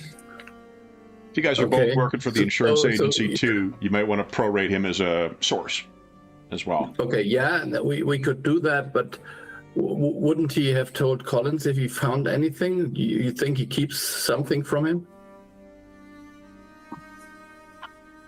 It was only a thought. Okay. No, just... We're just trying to... I thought maybe I had missed something. I don't know. I don't think you have. No. I just think, you know... He might have seen something that didn't strike him as worthy of reporting at the time. No, it's fine. It's fine. I was just... No, it's a fair question. I just think in the labyrinthine nature of some of these relationships, it's not necessarily the case he's only working for one person. And Harlan's trying to boost his billable hours for this payout. Yeah, that is... What's the time entry code for speak to urchin? Yeah. I'm very happy for someone else to deal with the urchin, by the way. So just, perhaps Rosalie, you might be able to. I don't think. I think he looks for a fatherly figure, Harlan. Do you think so? Yes. Not a sisterly figure? No. That is very, very nice of you, and I gladly take that compliment, but no. Okay. Very well. We'll try and find him then. I'll easily located. Yeah, he's between the lot of you guys have all very respectable passive perceptions. So, although you know what, hold on, in fairness, that's actually not the way the game works, though, because it has passive stealth. In order to when something is trying to hide, you actually do have to make a perception check to beat the stealth. So why don't we do that? Why don't we have you guys looking around the station, trying to find where this kid is? He's not going to be super good at it, so it'll be a DC 13 is what you need. Mr. Mears found him. No, not stealth. Mr. Muir going into stealth first. Oh, okay. Oh, jeez, look at that. A little more challenging than I thought. Nat 20 for Mr. Muir. Holy smokes! Once again, there's something reciprocal. There's a mirror relationship here. When I roll a 1, Dave rolls a 20. So I love the way we're sort of reciprocating this, but it's always me rolling the 1 so far. All right, so I Harlan strategically wait until Harlan rolls. Yeah, do that. So, Brother Ulysses, Rosalie, and Harlan, you each get a point of luck. Mr. Mirror, you are not only going to be able to sneak up on this kid, not only do you find him, you're going to be able to easily sneak up and make yourself revealed where you want. Like, it could be like mid-hand going in to grab a low-hanging fob, as it were, or however you want to have it play out. I think Mr. Mirror is going to lean in and whisper, "I wouldn't do that." Kid freezes and kind of like turns around. Are you trying to startle him, or are you trying to ingratiate yourself to him? No, I'm trying to ingratiate myself to him, and I'd be like, actually, what you should be looking at is when they're taking their step and their arm brushes past their cloak, that opens an opportunity for you to get the item off their belt without them noticing. Why don't you give us a everyone? So, Mr. Mirror, you did not get a point of luck from that because you succeeded. Correct. Why don't you but give us a persuasion check with advantage, though? Holy shit. Dave, I know we've called 3.5 your game before, but I have a feeling that Tails may be a strong contender as well. Yeah, I think Tails is now challenging Vargosh in 3.5 for sure. Dice Dave, luck, I think I may have just updated your luck by 1. So, sorry about that. Oh, that's why that happened. Oh, do you guys have? Yeah, so it was me. It was me. I updated the wrong token. Let me double check. I'll make sure. I may have failed to. I should only be 1, right? Yeah. And actually, so. you go wrong character. Let me make sure that the characters are assigned properly. Oh, that's why. Yeah, I'll fix that. That's a fault on my part. Normally, I set it so you guys can only see through your token and can only control your token, and I forgot to give Dave sole control of that. I think everyone else is set up properly, but let's double check. Monsieur Arlen, let's see. Nope, you're also for everybody. Yeah, I think I have access to Harlan and Mr. Mirror. Okay, there we go. That should all be fixed now. Okay, thanks. Okay. Then what? So yeah, Mr. Mirror's giving him tips on how to swipe better. Yeah, it's like, hey, wait for their arm to brush past their cloak, and then there's automatically a feeling that then you don't need to bump it. It doesn't need to be a bump and grab anymore. You can just go straight in and snatch. He looks up at you, and there's just awe and adoration, and he's like, "Who are you?" No, I'm your new best friend. Huge fucking grin.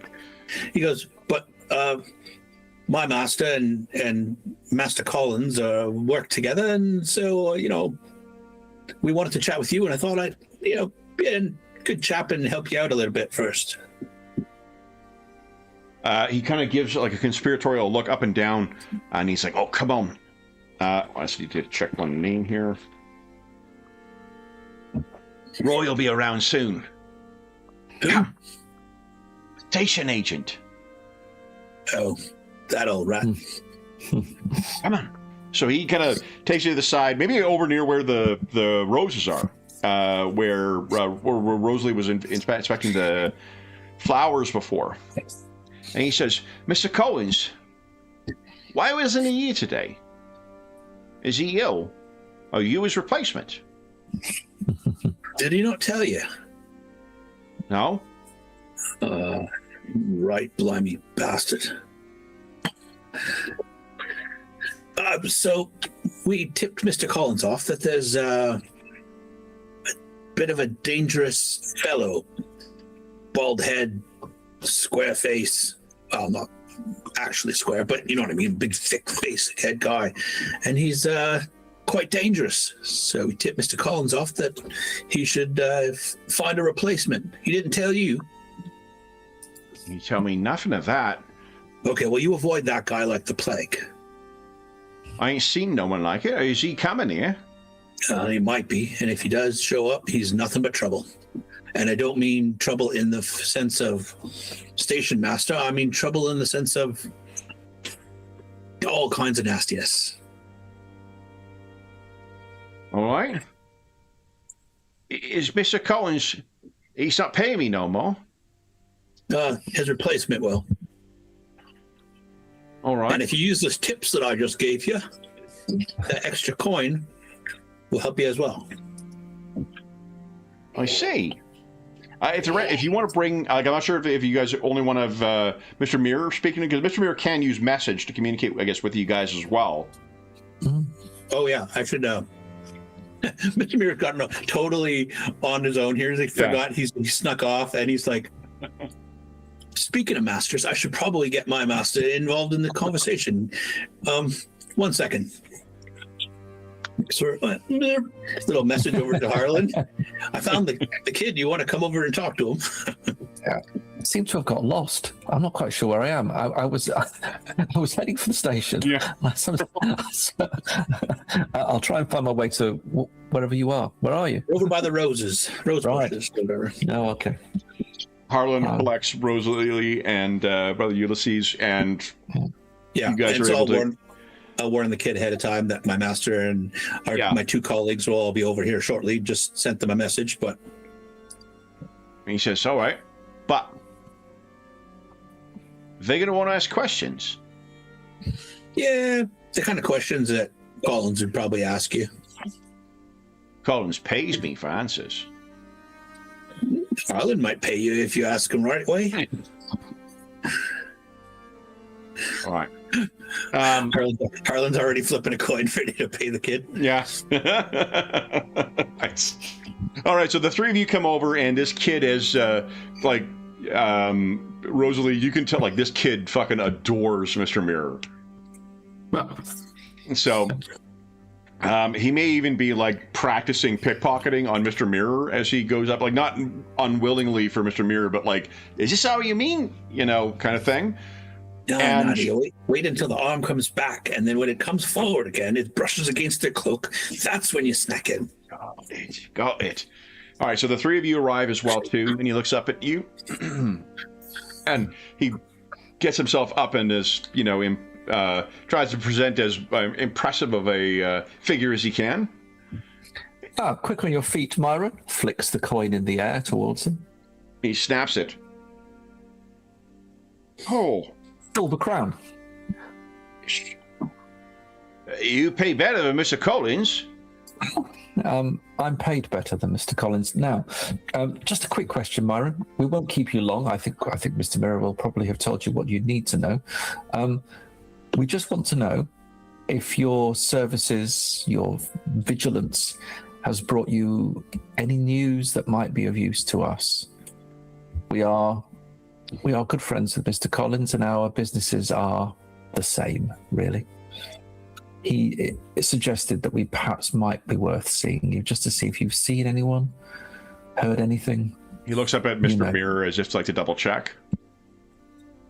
Yeah. Well, I told him it's been a couple of strange folk coming by. No one. You 5 is what I told him about. But if you're working for whoever employs him, there's that other fella, Felix, he's been having me look for. I ain't seen him in about 5 days. I'm not sure where he went, though. We don't think he took a train back, but he didn't have no horse or what from the livery, so I don't know where is he gone. Very good. Well, perhaps we'll find him. Anything else, young sir? He sees straining, trying to think of anything, trying to get more money. I'll just be flicking a coin as I ask.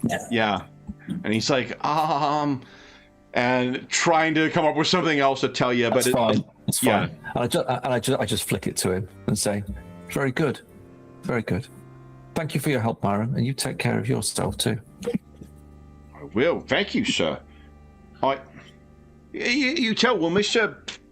Collins when his replacement comes in. I'm happy to help him as well too. Could be very valuable. Great eyes, I see. I'm sure that'll be the case. Thank you, sir. He turns to Mr. Mirror, and thank you, sir. And you, sir. Give us a perception check, Mr. Mirror.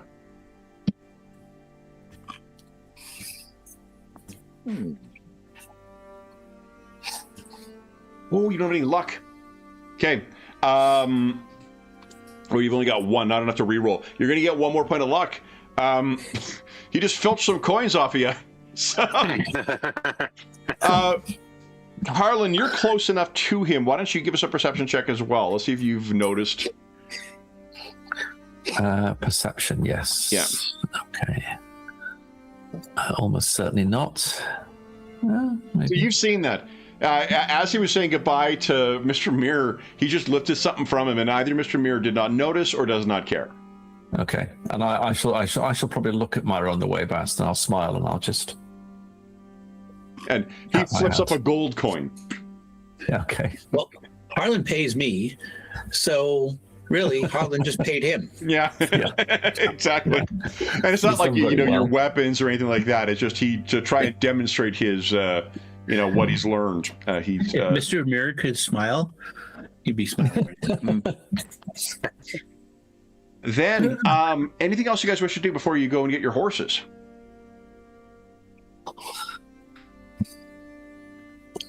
Yeah, I think I would have a stern talk with Mr. Mirror. So that is what we are doing here. What? Yeah, you know what I mean.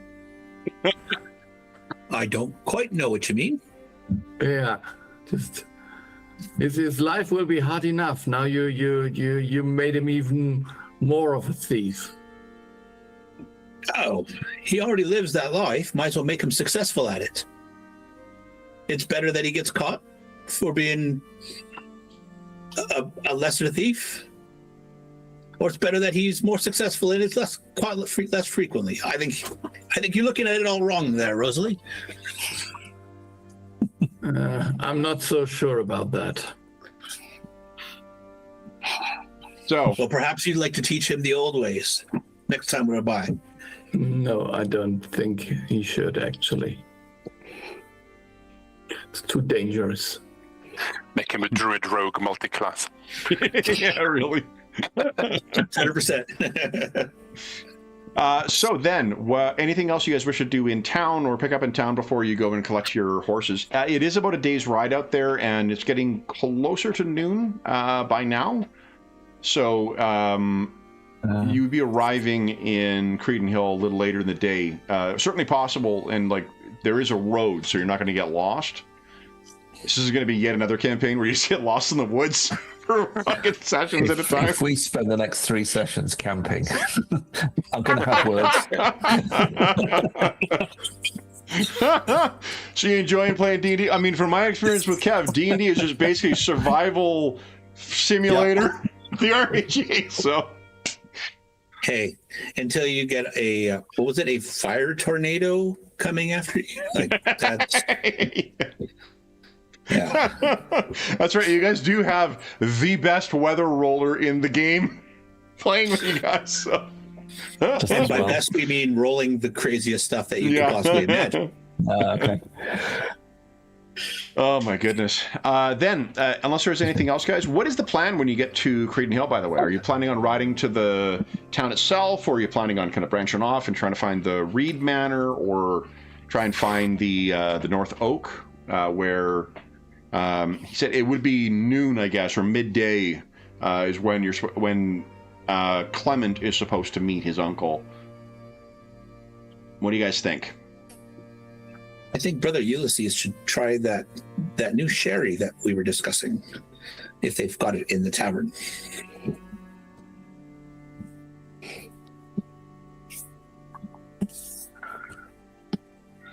Check in, I think. And then head up to the clearing? Or yeah. I would say so. Okay. Then, if there's nothing else, guys, you're able to collect your horses. Do you... we're not tracking gear or anything like that, but you'll have, your... whatever is reasonable for you to be traveling with overland. Is there anything in particular that you guys like? It won't be dungeon delving, 10-foot pole and 50 feet of rope kind of situation, but what other reasonable stuff do you think you'll be traveling with? Does the paladin have a lance? That's what I'm curious. No.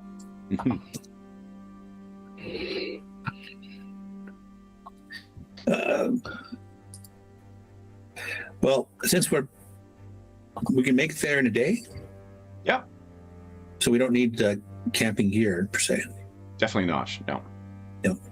No. And really, just I'm not sure there is anything in particular. Just if you guys, we'll assume that it's just, your valises and whatnot that you traveled with to get out here. I think Rosalie may have been the one who had the heaviest luggage, to be honest. Yes. So Yeah. the numerous dresses I need, but I think. Do you want to get a mule as well to carry your luggage? Yeah, I think that the others will complain about my luggages, and then there's no one carrying it for me, so I will have to do with a little bit of lighter travel, I suppose. Okay. Yeah. But by the way, are all of you still wearing your bloodstained gear from the train? Really? Come on. I've washed it. Yeah.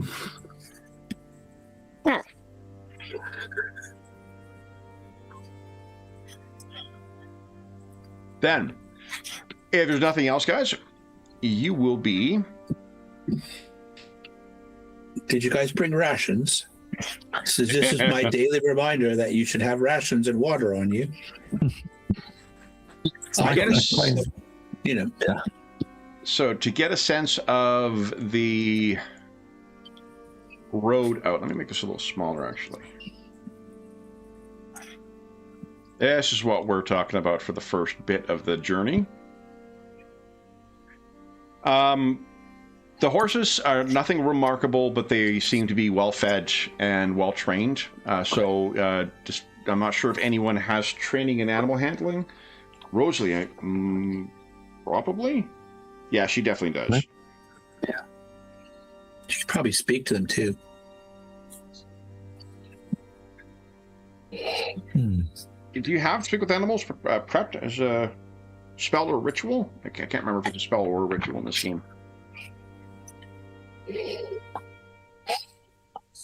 And rituals, you either know them or don't know them. You don't prep them each day. Yeah.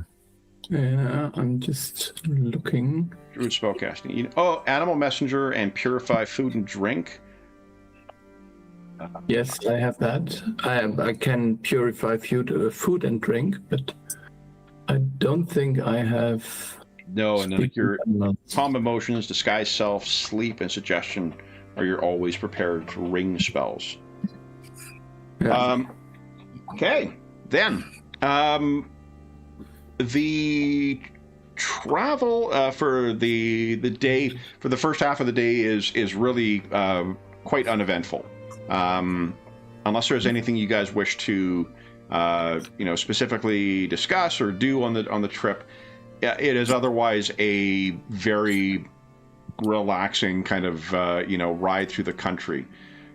I'm pretty sure I've walked that trail.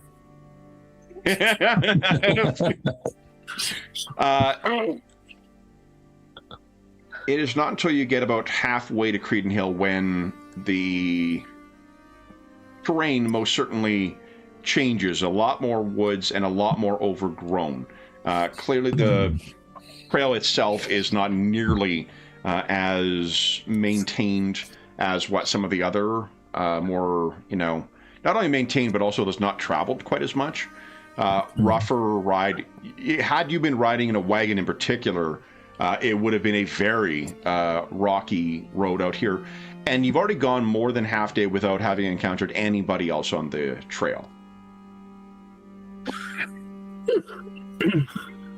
As you are getting, is there any spells that anyone has active for the day? So like Mage Armor is an 8-hour duration. I think there's a couple other ones that have a longer duration. If anyone wants to have those active, just make sure you take those spell slots off. Yes, I have Mage Armor. Okay. That's right. Yes, I do. I'll take that off. Do we need... no, I don't think so. Just looking at alarm. No, it's a targeted, please. No, it's fine. Leave it. Okay. Then, what I will get you guys to do is, let's see here.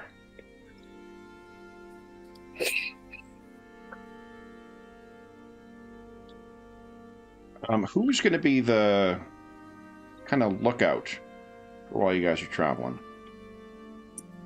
I'm assuming that to some degree you're all going to be contributing to that. Who is particularly charged with keeping an eye out?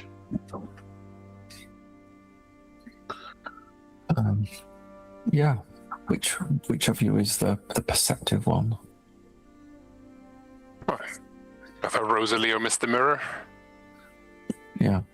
Really? We are the perceptive ones. I'm a Not me. +3 perception. I have +4, I suppose. No, yeah. Yeah. I can. Way better than me. I can Better than be. me. I'll have my pistol out, just kind of holding it and sitting across my lap, and I'll be looking around while we're. Give us a perception check, please, Mr. Mirror. Marvelous. Oh. But he's not paying attention at the time. Okay. Then you are unfortunately completely unawares of When? yeah. What's everyone? While I'm getting this set up too, what is everyone's thought, or what are you contemplating or discussing on the trip out? Your last the trip by train was certainly eventful. Has there been any discussion of what to do in the event of further trouble, or? I think Mr. Mirror is talking to Harlan about how he, it's nice that he doesn't have to eat and drink, but you guys seem to enjoy some of that stuff, so it'd be interesting if I could try it somehow. And then he's thinking about that sherry he was talking about to Ulysses. He keeps hearing people drinking. Okay. Rest of you guys? Yeah, I think Rosalie would try to get a feeling for the landscape. Does it feel somehow tainted already? Give us a nature check, please.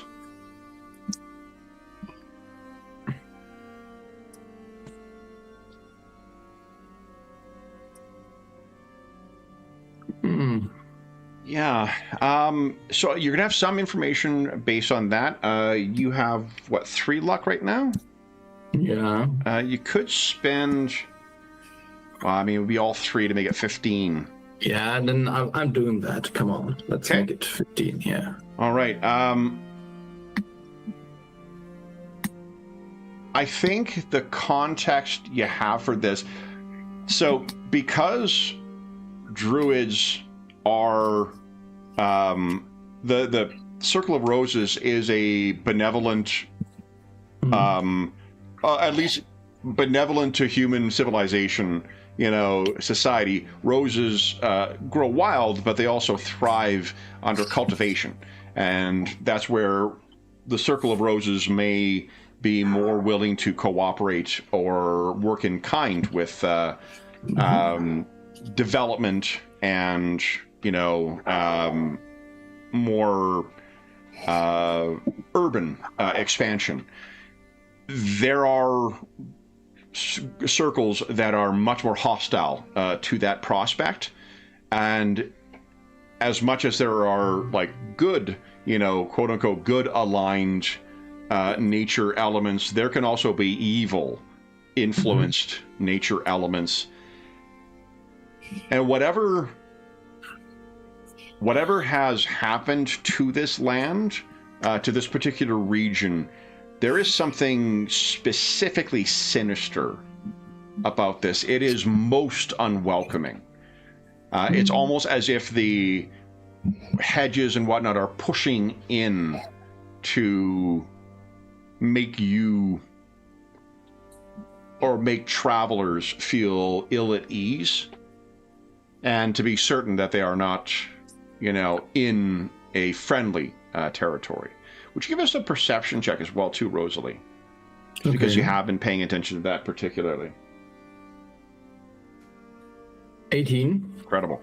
Oh, Mr. Mir, you did get a point of luck for that not great roll, too. So, Rosalie, you were riding past a particularly kind of hilly bit of junction, and you heard something moving in the thick undergrowth. And at first, you think it is perhaps a small wolf or a very large fox, maybe even a stray hound or something, but you've heard no calls of them so far. There's been no baying, no communicating from one, wolf to another. Yeah.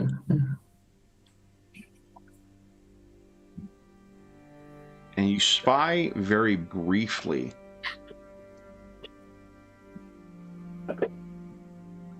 what is sort of keeping pace with you, and it has for at least the last 40 minutes, 40. Oh, wow.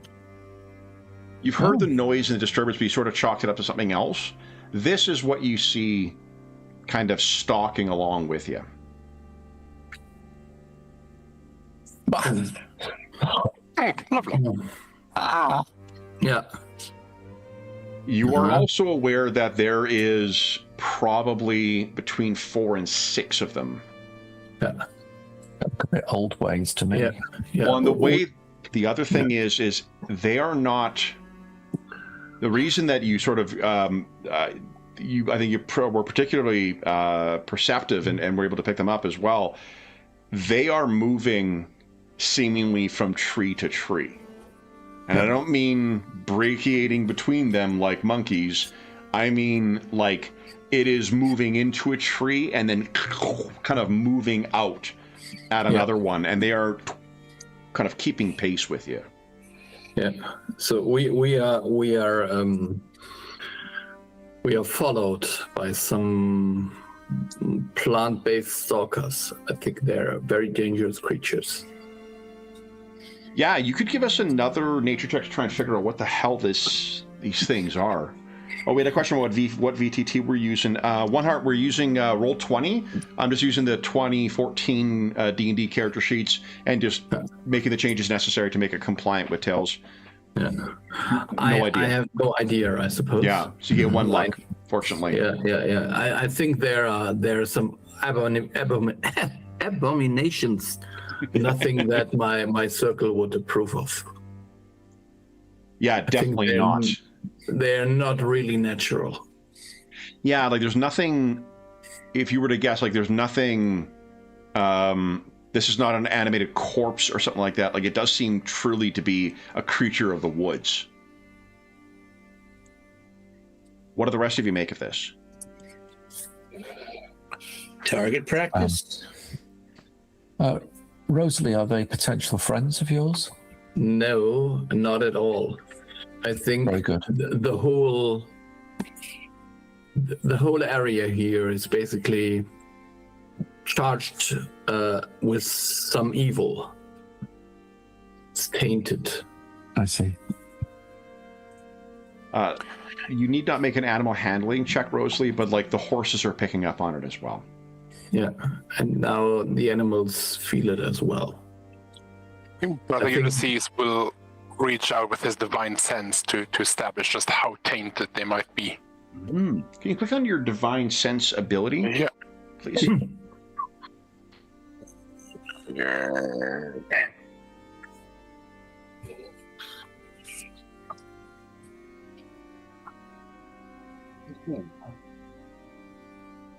Ooh. So this is none of the 3 things identified there: celestial, fiend, or undead. Yeah. Okay. Intriguing. Not sure if that's a good thing or not. What Ulysses would know is just that it does not mean the divine sense does not detect the presence of evil. It detects the presence of very specific types of unnatural things, which, knowing that the game has arcane, divine, and primal as sort of the three realms of power, I think you can sort of process of elimination figure out what this likely means in light of what Rosalie's comments are. That does mean, remember, you could sense the presence of Mr. Cropper, but you cannot these. So whether that offers any useful insight as far as the distinction is concerned. I'm assuming you guys have sort of like slowed to at best kind of a trot right now, or a walk. Yeah. What is it? A trot, canter, and a gallop? Is that the three gears on a horse? Yes. I think I told you guys that story before too, but I could visibly see a client when I was talking to them about they had damage to their farm property, and I was trying to describe a stable and described it as a horse garage. They were like, "You mean the stable?" So, oh, Dave, you're muted. Just for a Tabo. while, and how? All right. So you slowed this to, you sort of, picture you get all kind of stopped right now. Would it be, let me make sure everyone's got the correct, everyone take a look at what your current luck is, just to be sure I have not... Are we getting off the horses to fight? We should, unless you would sacrifice the horses. Go ahead and update your tokens if you'd like with your current luck in case I have it wrong. I think I have one luck.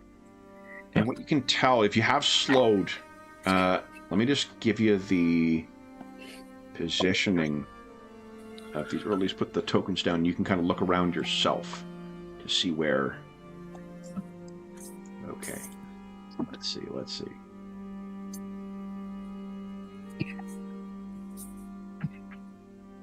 Yeah, that's right. Okay.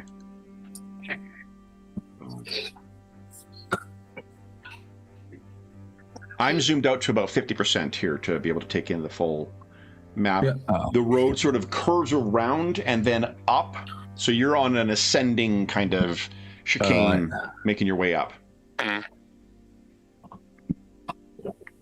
Yeah. Gracious. Which means as you're taking that turn, you do have to go, ow!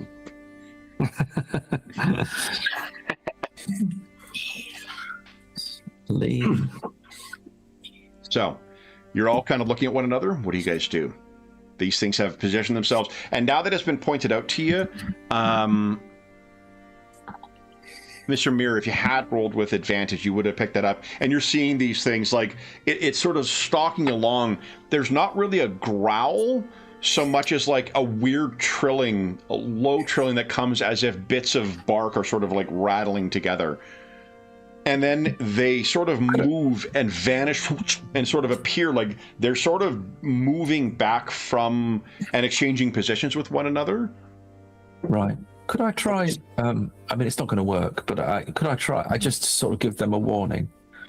And effectively what I'm going to do is sling a firebolt kind of into the air as like a warning shot. And I'll just go, Okay. I'll just say, creatures, be gone and out of our way, lest you feel arcane fire.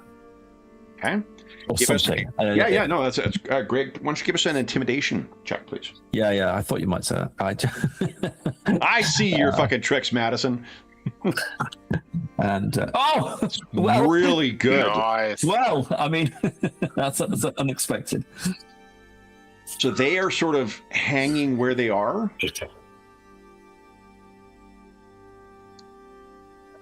And to the creature, all five of them seem to, their heads go as if they've heard something. You've heard nothing. And then each of them sort of pops away and seems to move further into the forest. It is clear, Rosalie, from your animal handling, like, this looked like animals heeding a master's call. Master. Is it one of your order, Rosalie, do you think? No, not of my circle. I'm sure of that. I see. But if it is a druid, maybe someone who has gone rogue, might be. They did talk about the reeds having Yes. power. They certainly wouldn't be members of the Circle of Roses. Yeah. I don't know if it's true what they said about the ghost of Mary Reed. Maybe.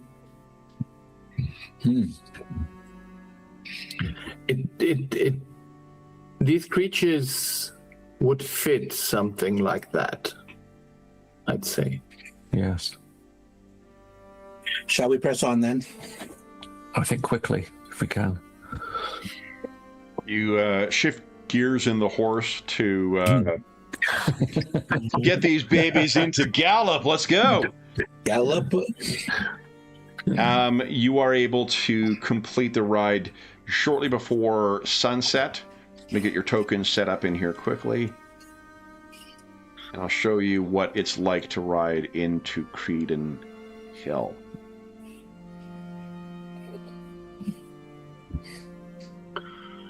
Aha. Oh, Wow.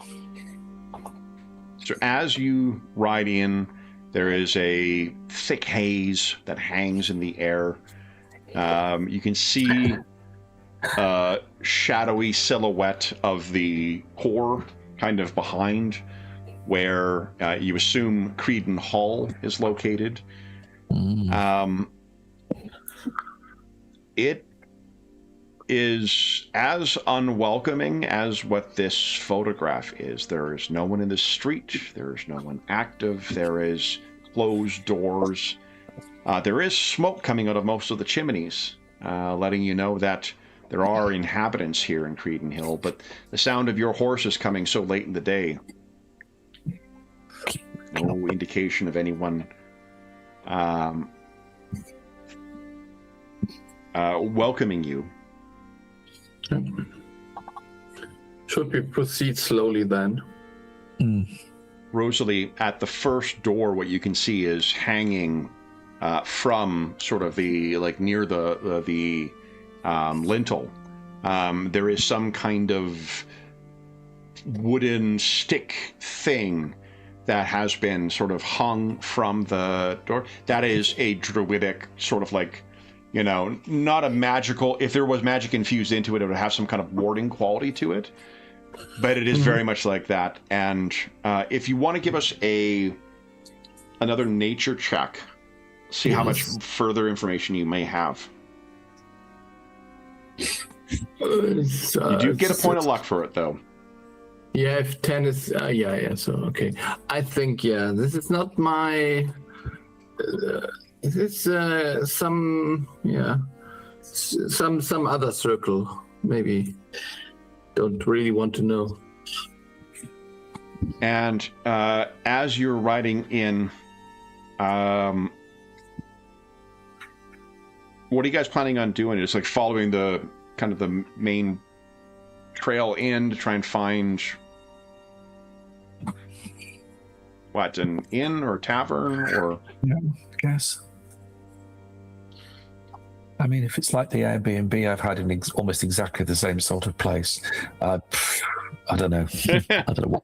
Yeah, couldn't we just go on to the main hall there, main manor or so, and then introduce us? I mean, You could, if you want to ride up the hill. yeah, isn't that maybe better than postponing it? How did that work out for Rodders? I mean, I was hoping to gain more information before. Okay, so then But, let's stop here. Yeah, if you want to. I'm not against it. I'm just. Yeah. No, I mean, Does it have an inn? It does. If you ride through, it looks as it is the saddest little tavern. In contrast to what was back in Thistleton, it is a very sad-looking place that appears to have the name, the Creedon Arms. All right. But Okay. the Not the last sign hope is or so something. faded. Like, everyone in town would know where this fucking place is and where to go there, so who gives a shit if the sign is faded? It's, like, barely visible. Okay. Well, that's going straight in my review. Just that's the way out. Yeah, I should say also, I appreciate Graham sending over so many of his vacation photos to make use of for today's session. Is there a horse garage for our horses? There is, but it is likewise too. Like, there does not appear to be a stable boy here, and it does not appear as if it's terribly well maintained. It's sort of like if you are going to stable your horses, there's a hitch out front. You can bring it into the adjoining kind of stables, but there doesn't appear to be anyone taking care of horses in there. Maybe we should talk to someone first before we put our horses there. Just Sure. Yeah. I'll go in, and Rosalie can hold my horses. yeah, I can handle the horses. Okay. Yeah, more so than anybody else, truthfully. So if you walk in, the place is very dreary. I wait for a gust of wind, and as the wind is gusting, my cloak and billowing, I will swing the door open, and they can see my silhouette against the gloomy sky. Okay. Mr. Mirror has a flair for the dramatic after hanging around with Harlan for too long. Yeah. So you open the door, and there's not many. If you do, there are a couple of locals who look like, they're at the age where they probably, like, this is where they spend their day before sort of hobbling home, sleeping until the next morning and coming back here once again.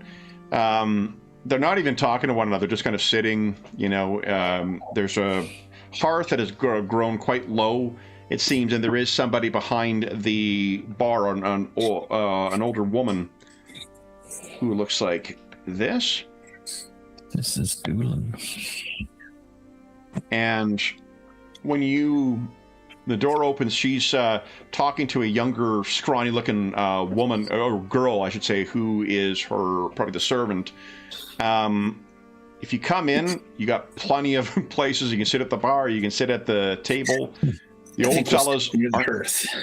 Okay, so if you make your way over to the hearth, what I think. I'll actually go up. I'll go up to them first, but we'll eventually probably sit near the hearth. I'll go up and say, "Good afternoon, well, good evening, I suppose, ma'am. Four of us here have just arrived, wondering if we might use your stables, and if you have room and some food for the evening."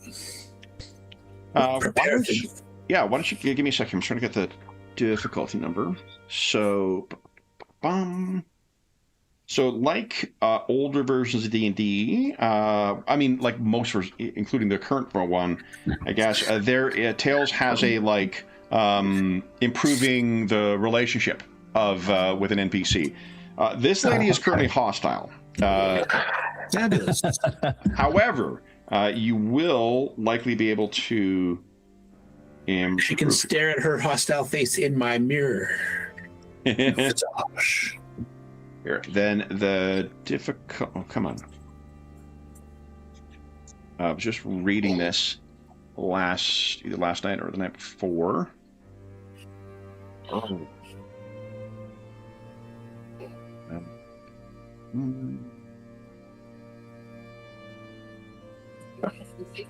There we go. 124. It's in the Game Mastery Guide is what I'm looking for.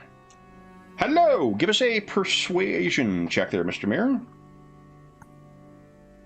I would like to re-roll that. Yeah, please do.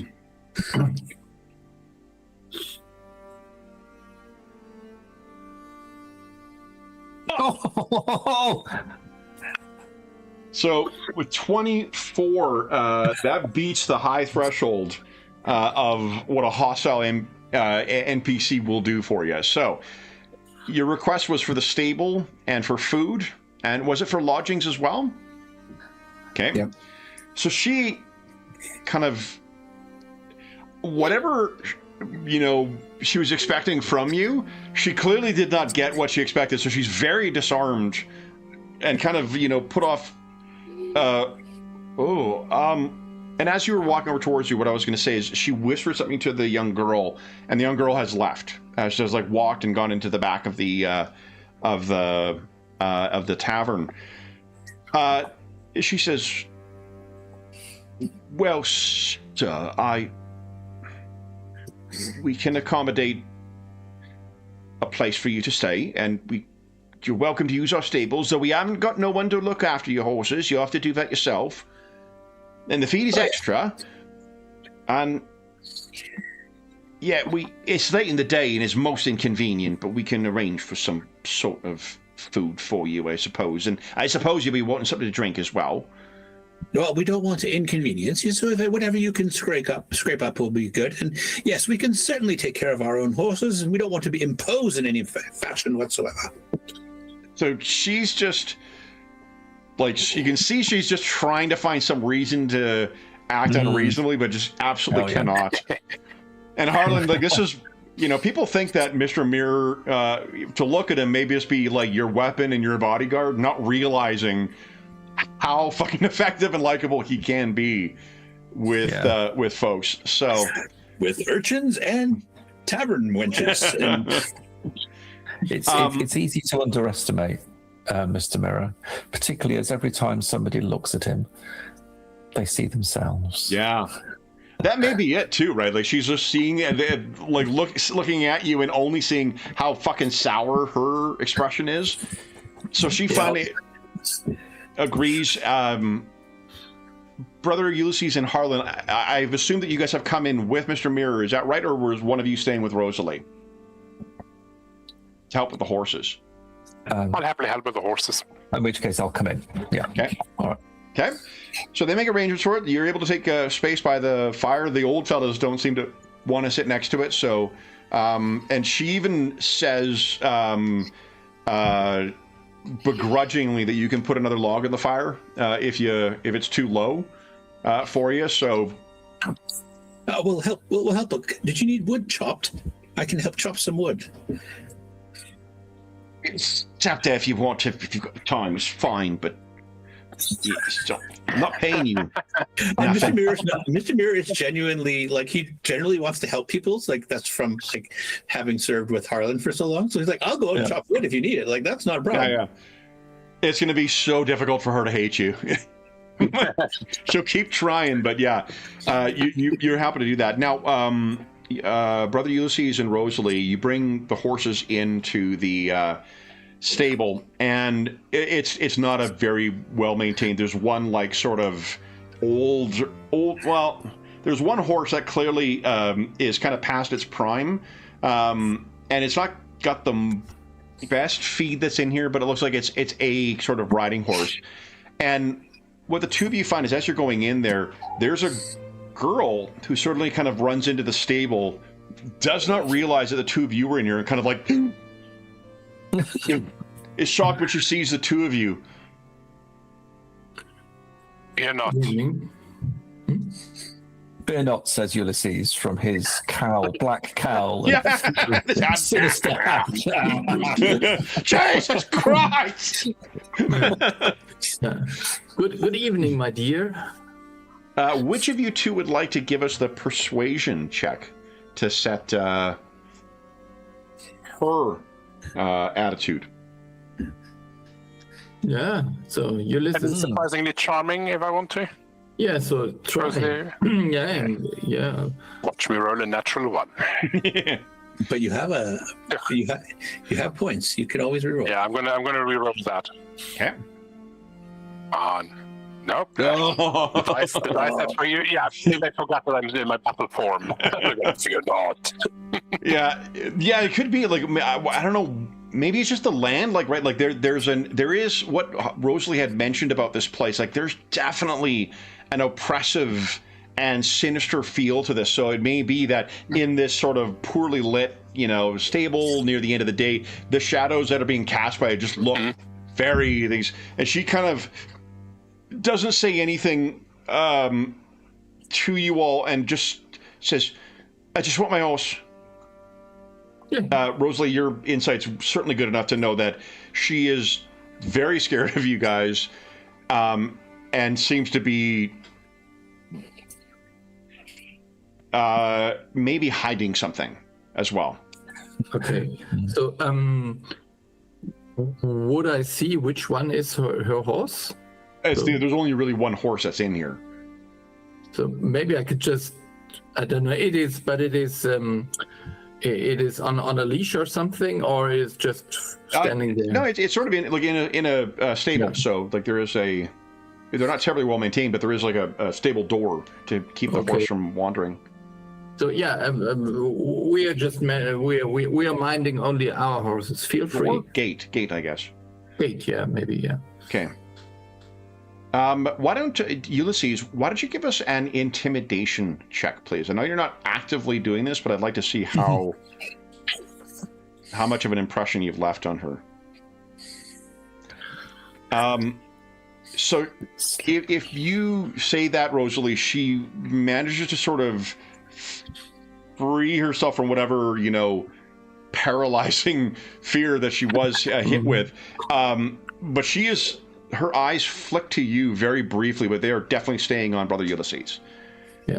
She then kind of quickly opens the stall, fumbles with the mechanism to open it, gets in there, puts her thing on, and secures the saddle. By the time you guys have finished unsaddling your 4 horses and whatnot, she'll sort of lead the horse out kind of roughly.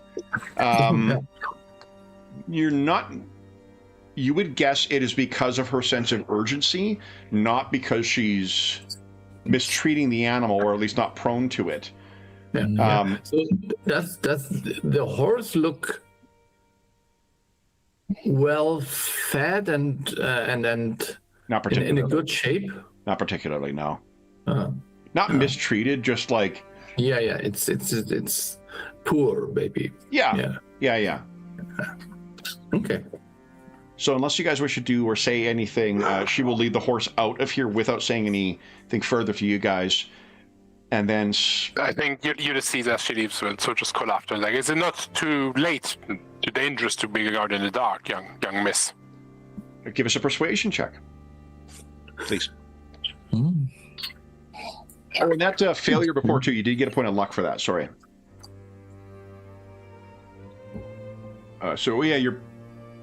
You had 4 before. She stops and looks back, and it's almost as if you're in a different light at this point. And rather than being the sinister cast stranger, it's that dark-eyed, handsome stranger. And she looks and kind of blushes and says, I've got to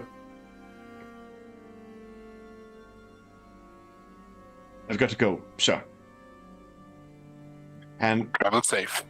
Rosalie, there's definitely she's definitely hiding something from whatever her purpose is. Okay. So yeah. So she, I think what she you can announce us. It's no problem. And she stops and looks back and forth between the two of you, and she says, almost in a resigned tone, "You shouldn't have come." She turns, rides her horse off into the night. She'll be arriving at her destination in 2 weeks' time. Because we're out of time for today's session. That's a long hill to climb. It's a very long hill to climb. She's taking her sweet time. Everyone, would you mind taking note of what your current luck is? And then we'll update the main page so we know that, so everyone knows what their luck is?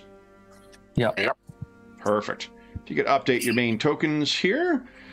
For those listening at home, thank you so much for joining us for Chapter 6 of the Demon's Hand adventure. As is always the case, if you have any comments, questions, or concerns regarding the session, the game, or the adventure we're playing, please don't hesitate to leave a comment in the comment section down below, and I'll endeavor to reply in a timely fashion. There's also a link down below to the Dungeon Musings Discord server, where all of us are active, and we have channels there dedicated to this game, as well as like on a consolidated 5e 5.5 channel. As well as most other games and campaigns we run on the channel, as well as things like Find a Group, GM Discussion. If you want to see the character sheets for these characters, I've got them posted under that channel as well. There's also links to... So there's also Find a Group, GM Discussion. There's a terrific, helpful, knowledgeable, and friendly community over there. You're more than welcome to join us. There's also a link down below to our friends at Noble Knight Games. Noble Knight Games is the preeminent unionized retailer of hard-to-find and out-of-print RPGs in North America. Not only do they have an incredible selection of new role-playing games, board games, and card games, they have an unmatched selection of hard-to-find and out-of-print RPGs. Anyone got a hard-to-find and out-of-print RPG that... they may have on hand? For instance, Fantasy Craft. Good choice. Yeah. If they... Fantasy Craft, there we go. Nice. If they don't have something in stock in their extensive catalog that you're looking for, you can put it on a want list and they'll send you an email when it comes in. And if you make a purchase of $10 or more through their website, be sure to enter the code NIGHTTIME. Night with a K, all caps, is listed down below. That'll save you 10% on any purchase of $10 or more through their website. That's a discount code is good until the end of September 2026. So if you're listening to this after that time, just come back to one of our more recent videos. You'll see what our current discount code is. Yeah, it's true. The Davids, I think I like. In addition, otherwise, the last thing I will say is a huge thank you to our stalwart investigators. So Ingolf, Graham, Dave, and David, thank you so much for playing today, guys. I'm so sorry for what awaits you in Creedon Hill. But we'll be back in 2 weeks' time. Until then, we hope that we gave you a few hours to take your mind off the troubles of our world and think about the troubles that our investigators are encountering as they're simply trying to find themselves a bit of lost property. Oh, and avenge a slain friend or companion. But until we see you again, stay safe, stay healthy, and happy gaming. See ya.